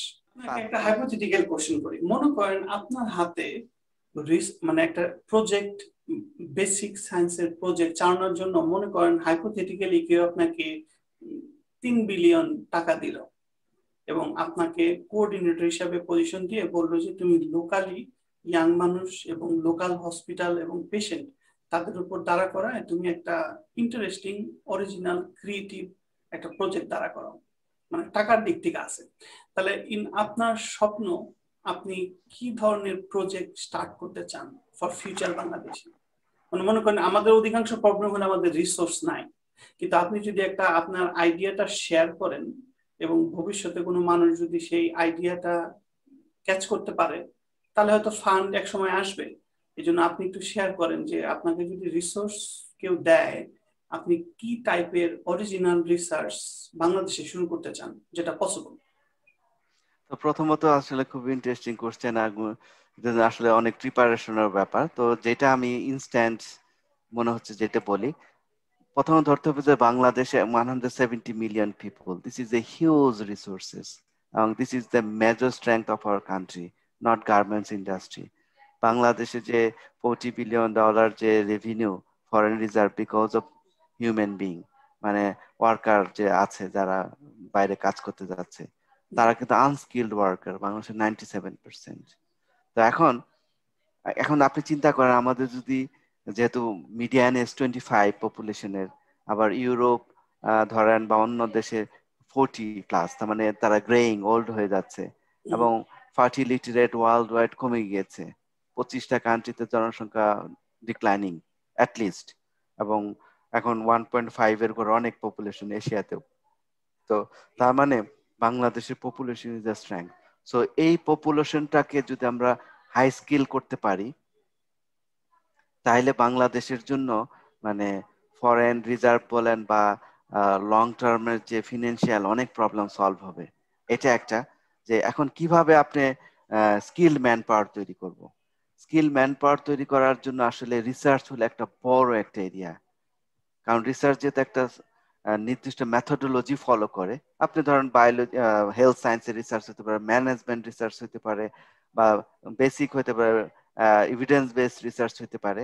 কিন্তু এটা যখন একটা সিস্টেমেটিক ওয়েতে যখন ট্রেন আপ করা হবে এই ইয়াং জেনারেশনকে, যারা পরবর্তীতে লিড দিবে, they can make so many ideas. একটা চিন্তা করতে হবে যে বড় বড় যে ডিসকভারি গুলো যদি বাংলাদেশের প্রবলেম কেউ সলভ করতে পারে, তাহলে এটা ওয়ার্ল্ডে খুবই লুক্রেটিভ হবে, কারণ এটা লিমিটেড রিসোর্সের মধ্যে করা একটা আইডিয়া। তো যদিও রিসার্চে যেটার বড় দিক হচ্ছে we work locally, but it has impact, global impact. তো এখন যেই আইডিয়াটা ধরেন আমরা যে যে কাজ করতেছি, utilizing the under utilize resources, এটা একটা নিউ কনসেপ্ট আসলে এই পাবলিক হেলথ রিসার্চের। এটা আমি জানতাম না আসলে, এটা বলা যায় উবার কনসেপ্টের মতো।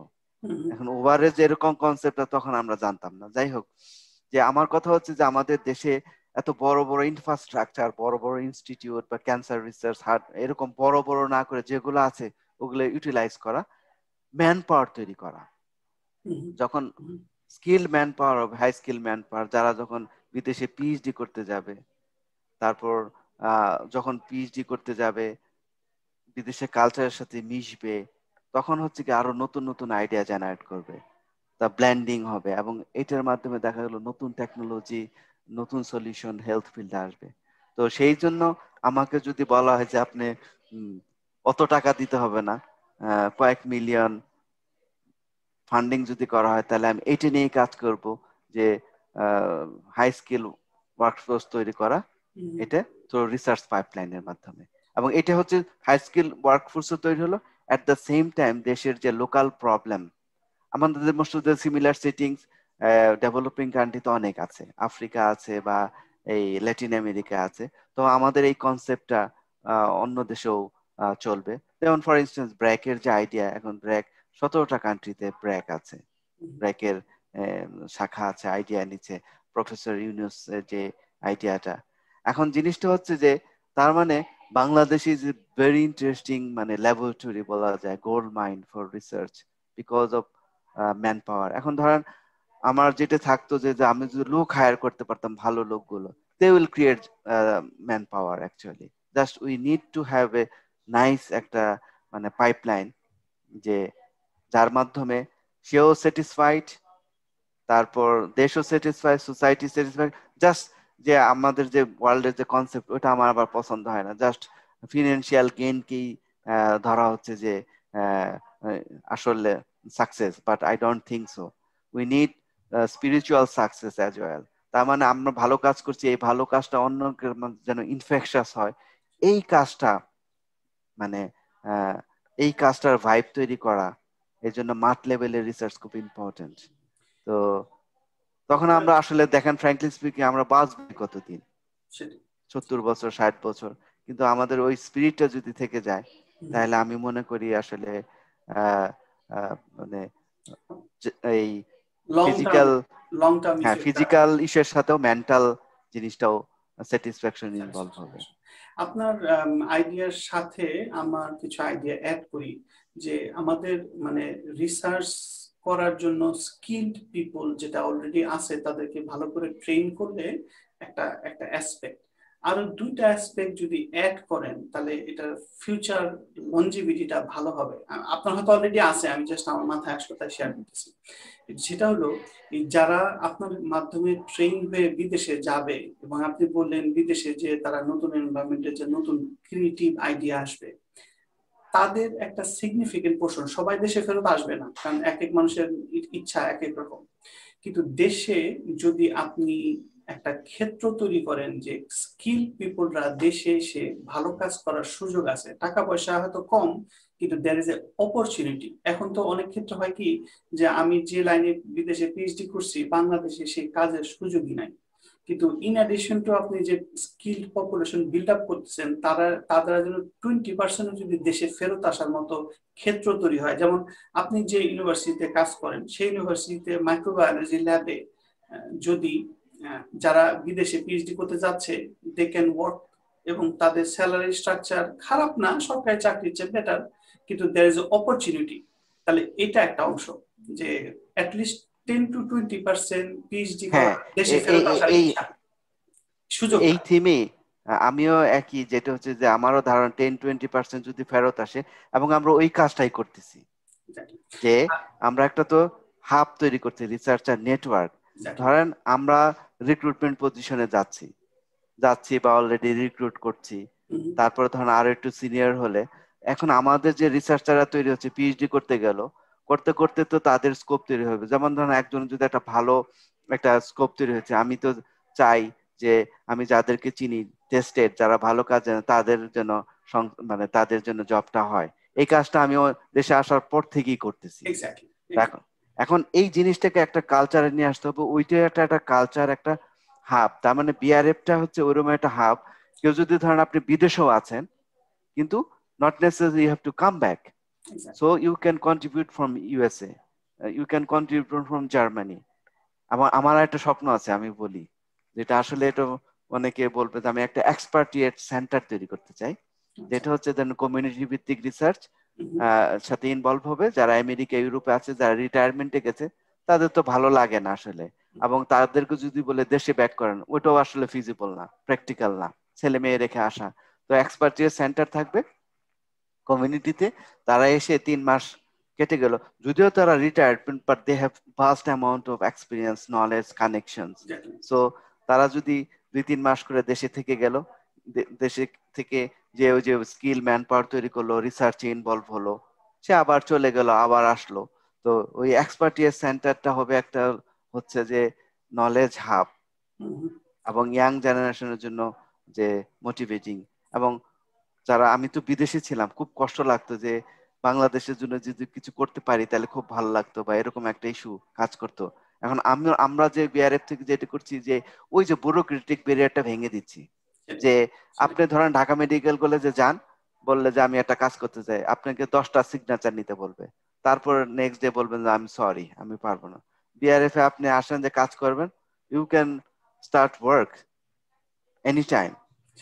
তো এই যে যে তার মানে যে আমরা একটা ব্রিজিং প্ল্যাটফর্ম হিসেবে কাজ করতেছি। যেমন আমাদের যে হেড অফ রিসার্চ এনায়েতুর রহিম, দেখেন উনি আমেরিকায় জব করে, ডাটা সায়েন্টিস্ট, দেখেন মানে কন্টিনিউয়াসলি ইনভলভ হয়ে কিন্তু ভালো ভালো পেপার জেনারেট করতেছে, ওনার ক্যারিয়ারও ভালো হচ্ছে, সাথে বিআরএফ ও বিল্ড আপ হচ্ছে, এবং ইয়াং জেনারেশনও মোটিভেটেড হচ্ছে। তার মানে আমেরিকা থেকেও করা যায়, এটার উদাহরণ আমাদের এনায়েত ভাই। Exactly, exactly. এটা একটা অ্যাসপেক্ট যে ভবিষ্যতে পিএইচডি যারা করতেছে তারা বিদেশে থাকুক অথবা 10-20% দেশে ফেরত আসুক, দুইটার এনভায়রনমেন্ট অথবা কালচারটা তৈরি হয়, এটা একটা অ্যাসপেক্ট। আর একটা অ্যাসপেক্ট মাথায় আসছে, সেটা হলো আপনি যাদেরকে এখন ট্রেনিং দিচ্ছেন, ইন অ্যাডিশন টু ট্রেনিং, তারা যদি কোনো ছোট মিনি প্রজেক্টে কাজ করে, সেই প্রজেক্ট থেকে যদি ছোটখাটো আউটপুট আসে, সেই আউটপুট থেকেও কিন্তু রেভিনিউ জেনারেটেড হয়। এক্সাম্পল হিসেবে বলি, যেমন বাংলাদেশে সিকেল সেল অ্যানিমিয়াও অনেক কমন থ্যালাসেমিয়ার মত সাথে, কিন্তু সিকেল সেল অ্যানিমিয়ার টেস্টিং ইজ ভেরি এক্সপেন্সিভ। কিন্তু এই টেস্টিং করার জন্য আমার এখানে একজন ফ্রেন্ড আছে, বই থেকে পাশ করে সে নতুন একটা কিট, কিট মানে ওই যে ব্লাড সুগারের যেরকম 1 ফোঁটা রক্ত দিলে ইনস্ট্যান্ট রেজাল্ট দিয়ে দেয়, যে সুগারটা হাই 500-র উপরে নাকি 500-র নিচে একটা অ্যালার্ম দেয়, ঠিক একই রকম ওই সিকেল সেলের অ্যানিমিয়ারও একটা জেনেটিক টেস্ট, সেটা 1 ফোঁটা রক্ত দিয়ে মানে ইনস্ট্যান্ট বলে দিবে। যদি পজিটিভ হয় তখন এটা কনফার্মেটিভ টেস্ট করতে হবে বাই স্ট্যান্ডার্ড টেকনিক। তাহলে আমার পয়েন্ট হলো, মাইক্রোবায়োলজি তো হাজার হাজার ব্যাকটেরিয়া, ভাইরাস আছে, অথবা জেনেটিক রোগের হাজার হাজার রোগ আছে। ইন অ্যাডিশন টু তাদেরকে ট্রেনিং করার সাথে যদি ল্যাবে অ্যাটাচমেন্টের মাধ্যমে ছোটখাটো এরকম কিট বানানো যায়, যেখান থেকে সাস্টেনেবল একটা রেভিনিউ আসবে, তখন একটা সিস্টেমটা আরো সুন্দর হয়। তাহলে একই সাথে তারা পেপারও পাবলিশ করতে পারবে বেসড অন অরিজিনাল ওয়ার্ক, আর একই সাথে তাদের এই প্রজেক্টটা দিয়ে পিএইচডির জন্য অ্যাপ্লাই করতে পারবে, আর সাথে রেভিনিউ যেটা আসলো সেটা সাস্টেনেবল ভবিষ্যতে লং রান জন্য। তাই আপনি নিশ্চয়ই এই লাইনে কাজ করতেছেন, আমি জাস্ট হ্যাঁ, এই লাইনে শেয়ার করলাম। আমাদের প্ল্যান আছে, মানে অলরেডি প্ল্যান করেছি, কিন্তু এই যে শুরু করা, এর জন্য তো আসলে আপনার একটা ইনভেস্টমেন্ট লাগে আসলে। এখন আমরা যে প্রথমে আমাদের ফেজ ছিল যে প্রথম আমাদের বিআরএফ আমাদের টিমের গোল ছিল যে নিজেদের প্রুভ করা যে উই ক্যান ডু রিসার্চ। এটাই হচ্ছে এই মেসেজটা দেওয়া। গত 4 বছর আমরা 39টা পাবলিকেশন হয়েছে বিআরএফ থেকে। মানে পাবলিকেশন করলে অনেক করা যায়, কিন্তু আমরা সব পাবলিকেশন করতে চাচ্ছি না আসলে, এটা রিয়েলি ইম্প্যাক্ট হবে ওই ধরনের কাজ। তো ল্যান্ডসেটও আছে, এবং একটা বড় কাজও করতেছি ধরেন ভ্যাকসিন নিয়ে, যেটা ওয়ার্ল্ড ওয়াইড আশা করি এটা বেশ পরিচিতি পাবে। তো তো এখন জিনিসটা হচ্ছে যে এই যে মানে আমার কাছে মনে হয় যে আমার মাঝে মাঝে খুব হতাশা কাজ করে। হতাশা মানে কি, কেমন জানি একটা মনে হয় যে লোনলি ফিল হয় ঘুম থেকে ওঠার পর বা ঘুমাতে যাওয়ার আগে, কেমনে চলবে। আচ্ছা, যে অফিস ভাড়া দিতে পেরে, লোকের বেতন দিতে কেমনে কোত্থেকে আসবে, তখন মাঝে মাঝে দোয়া করি আল্লাহ এরকম লোক হয়তো আসবে আনএক্সপেক্টেডলি, আমি জানি না, যে হয়তো সে সাপোর্ট বিভিন্ন ধরনের ইন্টেলেকচুয়াল সাপোর্ট হতে পারে, ফিনান্সিয়াল সাপোর্ট হতে পারে। অনেক বিজনেসম্যান আছে, অনেকের অনেক অর্থ আছে, কিন্তু জানে না how to spend it properly. So ওই ধরনের সাপোর্ট তো আশা করি, মানে এটা হচ্ছে আল্লাহর উপর, মানে ওইভাবে চিন্তা করি হয়তো there will be some people. তখন মনে হয় যে আসলে মাঝে মাঝে জিজ্ঞাসা করি আসলে কি নিজের জন্য করছি নাকি নিজের নামের জন্য করছি। তো এগুলো চিন্তা করে দেখি এটা মানে কেন করছি, এই প্রশ্নটা মাঝে মাঝে আনসার হয়। তাহলে কি এটা ওর্থ এফোর্ট দেওয়া? কারণ আমি তো আমার আর টুকটাক রিসার্চ যেগুলো ওগুলো করা ইজি, মানে এটা কোনো টাফ না আমাদের জন্য। তো এখন আমার কাছে মনে হয় যদি এটা বন্ধ করে দেই বা বন্ধ হয়ে, তাহলে তো অনেকের জন্য স্কোপও সংকুচিত হয়ে যাবে। যে আমাদের সাথে 7 জন কাজ করতে, আরো অনেকেই কাজ করতেছে, যেমন আজকে একজন আসছে, তাকে গ্রুমিং করলাম সেই সকাল থেকে, এবং সে ফিউচার হতে পিএইচডি করবে। না, ওকে আমার বলারই হচ্ছে যে তোমাকে যে এত এফোর্ট সময় দেওয়া হচ্ছে, এত তুমি বেনিফিটেড হচ্ছ, তোমার কাজ হচ্ছে অন্যের জন্য করা।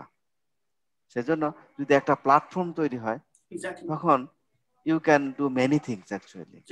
আর প্ল্যাটফর্মের এক্সিস্টেন্স থাকলেই অন্য যারা মানুষ ইন্টারেস্টেড, আপনার মন মতো, আপনি যেরকম মেন্টালিটি, আপনার মেন্টালিটির মানুষ হয়তো 1 মিলিয়নে 5টা আছে, সেই 5 জন মানুষ সেই প্ল্যাটফর্মটার এক্সিস্টেন্সটা থাকলে এসে ভলেন্টারিলি এসে কন্ট্রিবিউট করবে। এই জন্য প্ল্যাটফর্মটাকে বাঁচা রাখা দরকার। ইমিডিয়েটলি আউটপুট কিছু নাও থাকলে, ফাইন্যান্সিয়াল পয়েন্ট অফ থেকে বলতেছি, যারা সেজন্য আপনাদের সাপোর্টও দরকার, বুঝছেন?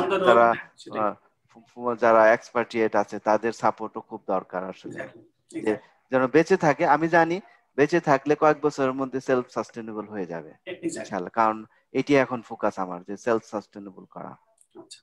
আরেকটা ব্যাপার আমি মেনশন করি, সেটা হলো এই বাংলাদেশের যেহেতু রিসোর্স কম ইনিশিয়ালি স্পেশালি, আর রিসোর্স কম থাকা অবস্থায় যদি আপনি হাই কোয়ালিটি রিসার্চ করতে চান original, there is a way, সেটা হলো অনেক সময় মেটা অ্যানালাইসিস করা। মানে অলরেডি এক্সিস্টিং পেপার অনেকগুলো আছে যারা একে অপরের সাথে কনফ্লিক্টিং অথবা কনক্লুশন নাই, কিন্তু আপনি যদি মেটা অ্যানালাইসিস করেন তাহলে হয়তো একটা মোর কনক্লুসিভ রেজাল্ট আসবে। যেমন মনে করেন অনেক সময় আগে ছিল যে ডায়েটারি কোলেস্টেরল, এটার সাথে কার্ডিওভাস্কুলার ডিজিজের একটা লিঙ্ক নিয়ে সবাই আমেরিকার হার্ট অ্যাসোসিয়েশন অ্যাকসেপ্ট করে বসেছিল। কিন্তু এখন যারাই যে ককরেন রিভিউ অথবা অন্যান্য সেন্টার যখন মেটা অ্যানালাইসিস করে, মনে করেন 20টা পেপার একসাথে তারা স্ট্যাটিস্টিক্যাল রান করে দেখালো যে আসলে ডায়েটারি কোলেস্টেরলের সাথে ডিরেক্ট লিঙ্ক নাই, যদিও কোলেস্টেরল ব্লাড কোলেস্টেরলের সাথে লিঙ্ক আছে, ডায়েটের সাথে নাই। তাহলে এই ধরনের রিসার্চও একটা অপরচুনিটি, যে বাংলাদেশে যেহেতু অ্যাক্টিভ আমার ল্যাবে কাজ করার জন্য ইকুইপমেন্ট লাগবে, রিএজেন্ট লাগবে, রেগুলেটরি অনেক বডি লাগবে, মানুষের বেতন দিতে হবে। কিন্তু আপনি যদি স্ট্যাটিস্টিয়ান আপনার হ্যাঁ হ্যাঁ, এই জিনিসটা ফরিদ ভাই যেটা অলরেডি আমাদের প্ল্যানে রাখছে এবং চেষ্টা করতেছি যে মেটা অ্যানালাইসিস করে এক্সপার্টের টিম বানানো, যারা জুনিয়রদেরকে শিখাবে। এখন জিনিসটা হচ্ছে এই ধরনের এক্সপার্টিসও কম বাংলাদেশে, 2-1 জন থাকলে তারা অত্যন্ত ব্যস্ত থাকে। তো এই জন্য আমি বিদেশে বিভিন্ন জায়গায় যারা মেটা অ্যানালাইসিস করে বা বাংলাদেশে খোঁজার চেষ্টা করি ফেসবুকে বিভিন্ন জায়গায়, কিন্তু ওরকম মন মতো টিম বা পাচ্ছি না আসলে। আপনি পাবেন, ইনশাআল্লাহ পাবেন। অনেকে পারে যারা, তারা এসে আপনার কাছে ধর্ণা দিবে যে ভাই তাহলে চলেন মেটা অ্যানালাইসিস করার একটা প্রজেক্ট। কিন্তু আমাদের একটা সুবিধা কি, বিআরএফ থেকে আমরা যদি ডেভেলপিং কান্ট্রিতে $2,500-3,000 যে মানে পাবলিকেশন চার্জ দেখলাম, বিআরএফ কে মানে ওয়েভার দিয়ে দেয় ফুল। এই পর্যন্ত সবগুলো ওয়েভার দিয়েছে, মানে বিআরএফ থেকে যদি ইনস্টিটিউশনাল লেটার দেওয়া যায় তাহলে আর অ্যাকসেপ্ট করে। আর প্লাস হলো আপনার not for profit organization, not for profit, দেখা যায় এটা একটা স্পেশাল অর্গানাইজেশন। হ্যাঁ, ফাউন্ডেশন গুলো তো সবাই জানে যে মানে খুব স্ট্রাগল করে। এজন্য বিএমসি বলেন, বড় বড় ইসের সবাই দেখলাম যে গত বছর প্রায় $20,000 মতো মকুব করে দিয়েছে। মানে তো তার মানে আমাদের সাথে যারা স্কিল আছে, হয়তো এপিসি পাবলিকেশন চার্জের জন্য ভালো জার্নাল করতে পারে না, ওরকম ছেলে কাজ করতেছে। এবং দেখা গেল যে সে অলরেডি, আমি বলি যে এটা তোমার জন্য স্কলারশিপ। একজন পাবলিশ করছে বিএমসি তে, $2,500 ছিল। তো ওইখান থেকে বিআরএফ থেকে লেটার দেওয়ার পর তাদের ওটা লাগলো না। তা আমি বললাম যে তোমার তো একটা স্কলারশিপ পেয়ে গেলাম। তার মানে এই ধরনের যে মেটা অ্যানালাইসিস করতে পারে, এই ধরনের কাজ করতে পারে, এরকম টিম আমি খুঁজতেছি, কিন্তু এখন পর্যন্ত পাচ্ছি না। আমার পার্সিয়াল কিছু এক্সপেরিয়েন্স আছে, আমার যারা ফ্রেন্ড আছে, যদি কেউ ইন্টারেস্টেড হয় আমি অবশ্যই তাইলেই করবেন। আমাদের যে ইয়াং আছে তাদেরকে যদি ট্রেন করা যায়, দেখা গেল আপনারাই একটা প্রজেক্ট লিড দেন, কিন্তু আপনাদের কাজগুলো ধরেন 2 জন অ্যাসাইন করে দিলাম যে তারা করবে। আমরা যেহেতু সুপারভাইজ রিসার্চ ট্রেনিং শুরু করেছি, তাদেরও তো প্রজেক্ট লাগবে। সো তারা আরেকটা যদি জি, জি আরেকটা আইডিয়া মাথায় আসতেছে, সেটা হলো যেহেতু আপনারা এখন একটা মানে একটা ইনস্টিটিউশনের মতো, এবং you can sponsor scholarship to the existing student that is working in any university. যদি আপনার স্কলারশিপের সুযোগ থাকে, আমি বলতেছি, মনে করেন ঢাকা ইউনিভার্সিটির মাইক্রোবায়োলজিতে একটা ছেলে মাস্টার্স করতেছে, 20 জন, এর মধ্যে 2 জনকে আপনি দেখতেছেন তারা বিআরএফ আপনার রিসার্চ ফান্ডিং এ বারবার আসতেছে এবং তারা ইন্টারেস্টেড টু লার্ন রিসার্চ, তখন মানে অলরেডি অন্য ইউনিভার্সিটিতে মাস্টার্স করতেছে, থিসিসটা আপনি পার্শিয়ালি অথবা স্কলারশিপ দিলেন to improve their quality, and so that the research question also aligns with your own idea, মানে আপনাদের ইনস্টিটিউশনের আইডিয়ার সাথে ম্যাচ করে সে রিসার্চটা করলো। তো এইভাবে যদি $1000 একটা স্কলারশিপ দেয়, মানে আমি বলতেছি যদি কেউ ভলেন্টারি করে, তাহলে সেটাও দেখেন একই সাথে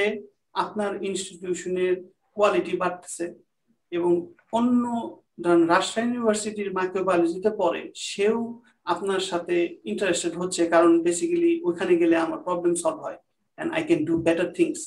মানে ফরিদ ভাই, এই আইডিয়া এই চিন্তাটা আমরা করে রাখছি যে এই জন্য দেখা গেল যে আমাদের যে ফান্ড, এই যে বললাম না সুপারভাইজ ট্রেনিং থেকে যে একটা ফান্ডের একটা অংশ দেখা যাবে যে ওদেরকে স্কলারশিপ দেওয়া, মানে রিসার্চ গ্র্যান্ট দেওয়া, হয় না হোক 20,000 10,000, কিন্তু রিসার্চ গ্র্যান্ট পাবে এবং তারা সিভিতেও লিখতে পারবে এবং ওইটাতে কাজও করতে পারবে। এখন কেউ যদি ধরেন এক্সপার্টিয়েট ওইখান থেকে বললো যে আমরা $1,000 স্কলারশিপ দিব, সে এখানে ধরেন $1,000 মানে কত টাকা, এখানে ধরেন 3 জন আমরা স্কলারশিপ দিলাম, তাইলে দেখা গেল যে আসলে ভালো কাজ হবে, মোটিভেটিং হবে। কারণ এই মানে সবকিছু ওই যে আটকে যাচ্ছে ফিনান্সের আইডিয়া, কিন্তু সবগুলো আছে আমাদের।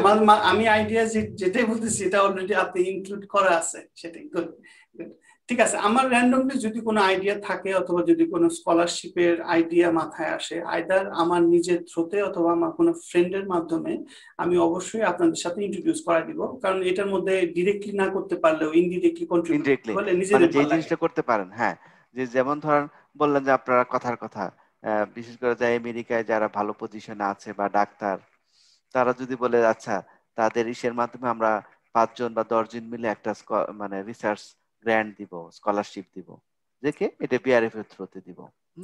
তার মানে এই জন্য আমি অস্ট্রেলিয়াতে গিয়েছিলাম, 30 জায়গায় 30টা মিটিং করেছি, বিভিন্ন জায়গায় মুভ করেছি। অনেক অস্ট্রেলিয়ার যে ডক্টরস অ্যাসোসিয়েশন আছে 900 ডাক্তার বাংলাদেশের, ওনাদের প্রেসিডেন্ট জেনারেল সেক্রেটারি ওনার সাথে বসেছি, বলছি যে দেখেন আপনারা অস্ট্রেলিয়ার ক্যান্সার কাউন্সিলের জন্য মিলিয়নস অফ ডলার তুলতেছেন, $1,000,000, why not try for Bangladesh? যে আপনারা যদি ধরেন অস্ট্রেলিয়ার ডক্টরস অ্যাসোসিয়েশন যদি ধরেন বিআরএফ কে স্কলারশিপ মানে স্পন্সর করলেন একটা রিসার্চ প্রজেক্টে, সে কোভিড নিয়ে, আমি প্রপোজালে দিয়েছিলাম পোস্ট কোভিড নিয়ে ধরেন একটা যদি কাজ, আপনারা যদি কয়েক $1,000 যদি কন্ট্রিবিউট করতে পারবেন, তাহলে আপনারা বলতে পারবেন যে we are contributing Bangladesh systematically. যে আছে অনেকে যেটা করে কি, এই রিক্সা কিনে দেয়, তারপরে ধরেন একজনকে ছোট ছোট ইন্ডিভিজুয়াল লেভেলে করে, কিন্তু আমি বলছি এজ এ সোসাইটি প্ল্যাটফর্ম হিসেবে যদি আপনারা বলেন, তাহলে আপনারাও বলতে পারবেন উই আর মানে supporting a research organization in Bangladesh who is generating good quality research. কিন্তু হয়তো সময় লাগবে, আরো সময় লাগবে। তবে আমার আমার পার্সোনাল রিকোয়েস্ট হলো যে আপনি অলরেডি গুড কাজ করতেছেন, কিপ ইট আপ, এবং হয়তো 3 বছর গেছে অথবা 5 বছর গেছে, 10 বছরের মাথায় একটা ক্রিটিক্যাল অ্যাওয়ারনেস এর থ্রেশহোল্ড পার হইলে দেখবেন অনেক মানুষ একসাথে আসতেছে, কারণ বাংলাদেশে আলটিমেটলি ম্যান পাওয়ার একটা দুর্লভ কিন্তু স্পেশাল পাওয়ার, মানে মানুষ আছে অনেক, এবং বুদ্ধি আছে, এবং কাজ করার মেন্টালিটি আছে, এবং তারা সবাই ডেডিকেটেড যদি কাউকে মোটিভেট করা যায়। কারণ বাংলাদেশের মানুষ অনেক খেটে খাওয়া, অনেক কাজ করে, অনেক কষ্ট করে।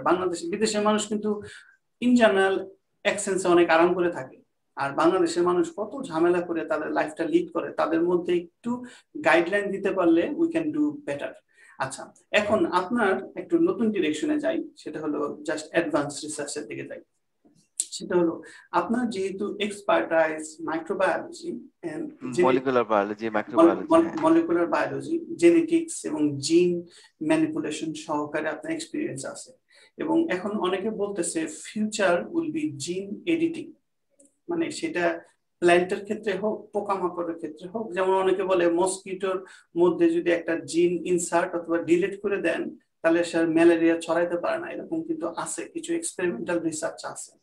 এখন in addition to whatever you are doing right now, ফিউচারের জন্য এরকম কোনো মানে আপনার গোল আছে যে একটা মলিকুলার জেনেটিক অথবা molecular biology, microbiology slash vaccination নিয়ে একটা অরিজিনাল ইনস্টিটিউট করা, মানে সিস্টার প্রজেক্ট হ্যাঁ, এরকম আইডিয়া আছে? আসলে স্বপ্ন তো অনেক বড় বড়, বললাম না, একটা এক্সপার্টিস সেন্টার, তারপরে একটা হচ্ছে ল্যাব বানানো, যে ল্যাবরেটরি ভিত্তিক কাজ, ফিল্ড আর ল্যাবের একটা সমন্বয় সাধারণ করা করা যে, তো এখন ধরেন যে মলিকুলার ল্যাবের কথা বললেন, ওটা তো আসলে সবার স্বপ্ন থাকে।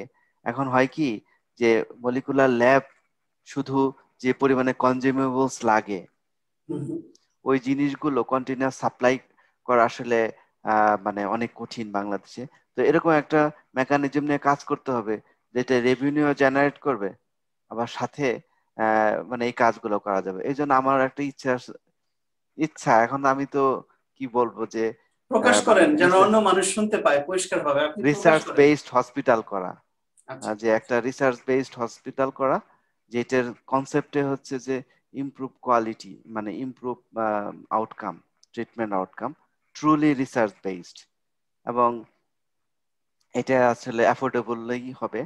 তো এটা যদি কাজ করে দেন হসপিটাল, যে যদি হয়, এইটার যে প্রথম কাজ হচ্ছে যে এটা তৈরি করা, যে ওই যে মেডিকেল ট্যুরিজমের ফ্লোকে একটু স্লো করার একটা টার্গেট। এখন যদি আমরা যদি একটা মডেল দেখাতে পারি যে এইভাবে কাজ করে আসলে হয়, তখন এটা একটা মোটিভেশন প্লাস রেভিনিউ জেনারেট করবে, যেগুলো দিয়ে তখন আপনি ওই যে ল্যাবরেটরি বেস যেটা R&D যেটা করা, এটা সম্ভব। এবং আমি যখন ইনসেপ্টাতে ছিলাম, ওরা যেহেতু ড্রাগ বানাচ্ছে, অনেক কিছু করছে, আমি প্রস্তাব দিয়েছিলাম, আসলে ওনারা বুঝতে পারে নাই। বলছিলাম যে একটা রেফারেন্স ল্যাবরেটরি যেটা হচ্ছে মলিকুলার ডায়াগনস্টিক ল্যাব, এটা খুবই অপ্রতুল বাংলাদেশে। একটা ল্যাব, দুইটা ল্যাব পুরা বাংলাদেশের প্রবলেম সলভ করবে। ইন্ডিয়াতে মাত্র 5টা ল্যাব। এরকম কোয়ালিটি ল্যাবের কারণে ইন্ডিয়ার যে যে হেলথ সিস্টেম বলেন, যারা প্রাইভেটে বাংলাদেশ থেকে যায় তাদের অনেক উন্নতি হয়েছে। যেটা হচ্ছে যে বিশেষ করে ধরেন বাংলাদেশে হলো ক্যান্সার, কিন্তু যায় দেখা গেল সিস্ট, কারণ এখানে ডায়াগনোসিসটা ঠিক মতো হয় না। তো এটা যদি আহ যে স্পোক অ্যান্ড হাব মডেল বলে, যে থাকবে ঢাকায় বা যে কোনো জায়গায়, কিন্তু স্যাম্পল গুলো সব জায়গায় যাবে, উইদিন 2-3 ডেজ এর মধ্যে রেজাল্ট পেয়ে যাবে। এবং আমি ইনসেপ্টে এই প্রস্তাবও দিয়েছিলাম যে আসলে যে এক্সপেরিমেন্ট 50,000 টাকা খরচ হচ্ছে ধরেন ইন্ডিয়াতে পাঠায়, ওইটা একটু R&D করেই করলে হয়তো ওইটাতে 10,000 টাকা নামানো সম্ভব। তার মানে এখানে R&Dও করতে হবে। তার মানে আপনি যদি এটা অ্যাফোর্ডেবল করা যায়, ডায়াগনোসিস, হসপিটাল, তো এইটা দিয়ে তখন আপনার তো আসলে যে অনেক বড় বড় ফ্যান্সি রিসার্চও কল্পনা করা সম্ভব বাংলাদেশে। তাহলে আপনি যেটা আইডিয়া দিচ্ছেন, আইদার একটা মেডিকেল কলেজ ওর একটা pharmaceutical medical college, medical hospital, college, hospital, hospital, research base hospital. Research base hospital, হ্যাঁ। মানে ওখানে যদি 10% রেভিনিউ ডেডিকেটেড রিসার্চের জন্য ইউজ করা যায়, সেটা কিন্তু গুড রেভিনিউ। কারণ প্রাইভেট হসপিটাল অনেক আছে এবং তারা সবার অধিকাংশ হসপিটালই ফর প্রফিট। কাজেই আপনি যদি সুন্দরভাবে হসপিটালটা চালান, মানুষজন উল্টা এখানে আসবে, কারণ এখানে আচ্ছা, কেয়ার এই যে ভালো। আপনি যদি বললেন আমেরিকা যে একটা বড় নাম করা ইনস্টিটিউট, বিআরএফ খোলার আগে আমরা এগুলোও চিন্তা করছি। হাওয়ার্ড হিউজ মেডিকেল ইনস্টিটিউট, যেটা 25 জন নোবেল লরেট, নোবেল প্রাইজ পেয়েছে, ওইটা কিন্তু হাওয়ার্ড, তার যে এয়ারক্রাফট কোম্পানি, যে যে লাভ হবে ওইটা কিন্তু হাওয়ার্ড হিউজ এই ইনস্টিটিউটকে তারা ডোনেট করে গিয়েছিল।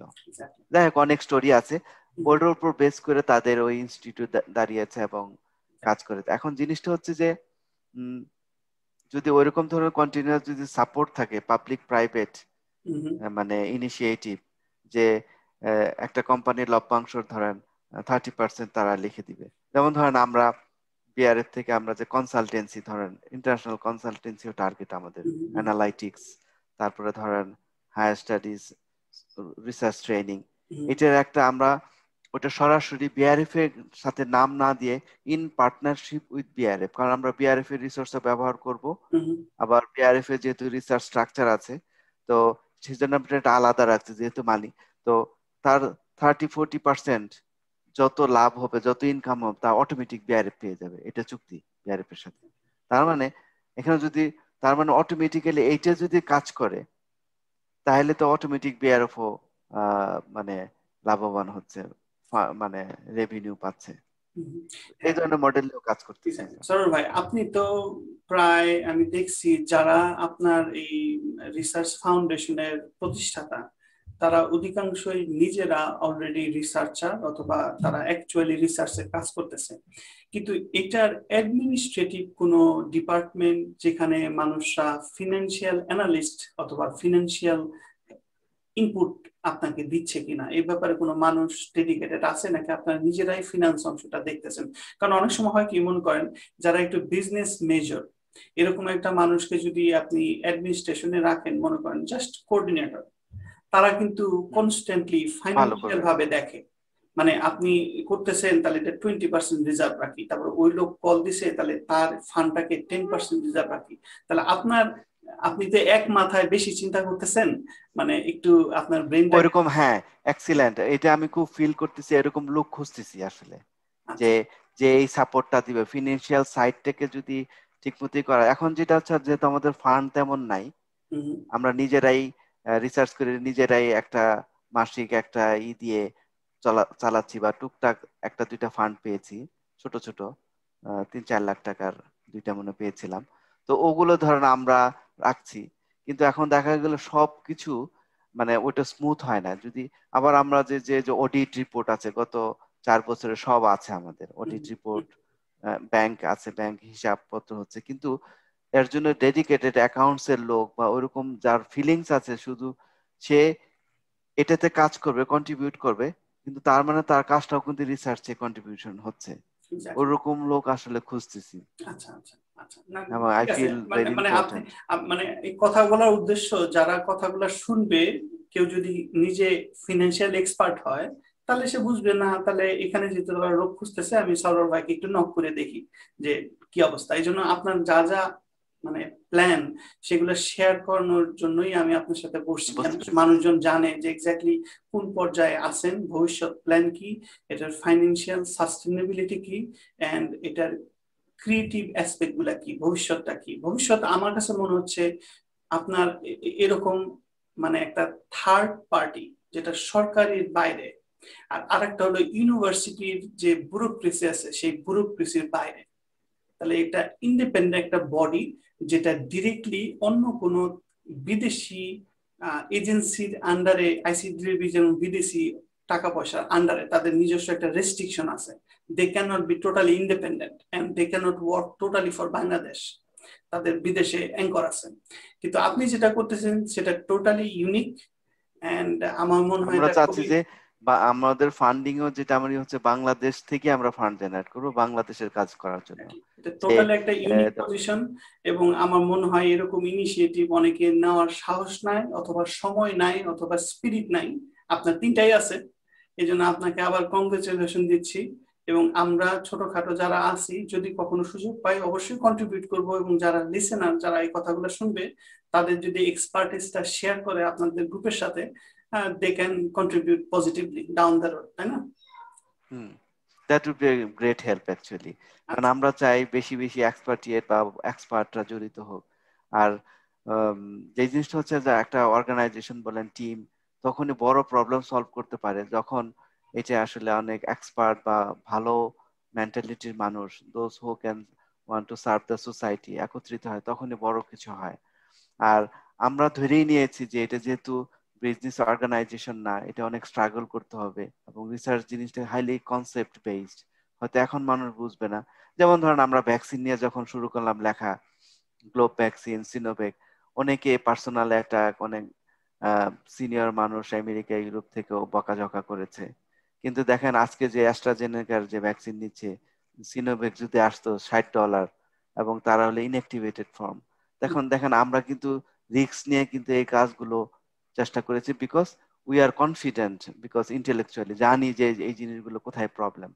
তো এখন এই জিনিসগুলো যেমন আছে, তো সবকিছু মিলে যে আসলে যদি আরো এক্সপার্টিয়েট সায়েন্টিস্ট যারা বিভিন্ন দেশে আছে, Australia, Canada, UK, America, I think they are more মানে they have lots of exposure, এবং বিশেষ করে যারা ধরেন মাঝ বয়সী অথবা রিটায়ারমেন্টের কাছে যাচ্ছেন, actually they can be active through us, through PRF, from even from America, যে তার রেস্ট অফ লাইফ মানে সে প্রোডাক্টিভলি কাটানোর স্কোপ আছে।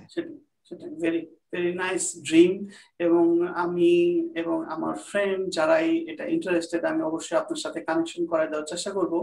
এবং আপনাকে পার্সোনালি আবার থ্যাংক ইউ দিতেছি, থ্যাংক ইউটা ছোট করব না, যে আপনি একটা বড় ড্রিম নিয়ে কাজ শুরু করছেন। আমরা আশা করি সাকসেসফুল হন, এবং আমরা যদি কোনোভাবে কন্ট্রিবিউট করতে পারবো, আমাদের মেসেজ অথবা আমি আপনার ওয়াল পড়ি, আপনার প্রোফাইল পড়ি, কাজেই কোনো ইম্পর্টেন্ট মেসেজ থাকলে আমি নিশ্চয়ই পেয়ে যাব। আর প্লাস আমরা চেষ্টা করবো অবশ্যই পজিটিভলি কন্ট্রিবিউট করার জন্য, ডিরেক্টলি আর ইনডিরেক্টলি যেভাবে হোক। তো সবকিছু এখন এটা যদি আমি আসলে মনে করি যে আমি একদিন থাকবো না, কিন্তু আমার এফোর্ট গুলো যেন থাকে, এটা যেন আমি যেহেতু পরকালে বিশ্বাস করি, আল্লাহর কাছ থেকে যেন পরিপূর্ণ রেওয়ার্ড পাই, এটার জন্য আপনাদের কাছে দোয়া। আরেকটা হচ্ছে যে আল্লাহ যেন আমাকে সুস্থ রাখে মেন্টালি প্লাস ফিজিক্যালি, যেন আমার সময়গুলো প্রোডাক্টিভ হয়। ধন্যবাদ। তাহলে আজকে এটুকু থাকুক। হ্যাঁ সরোয়ার ভাই, পরে কোনো আমাদের মাথায় কোনো আইডিয়া আসলে আবার হয়তো কোনো এক সময় বসবো, মাসখানেক পরে, 2 মাস পরে। থ্যাংক ইউ, সময় থাকে।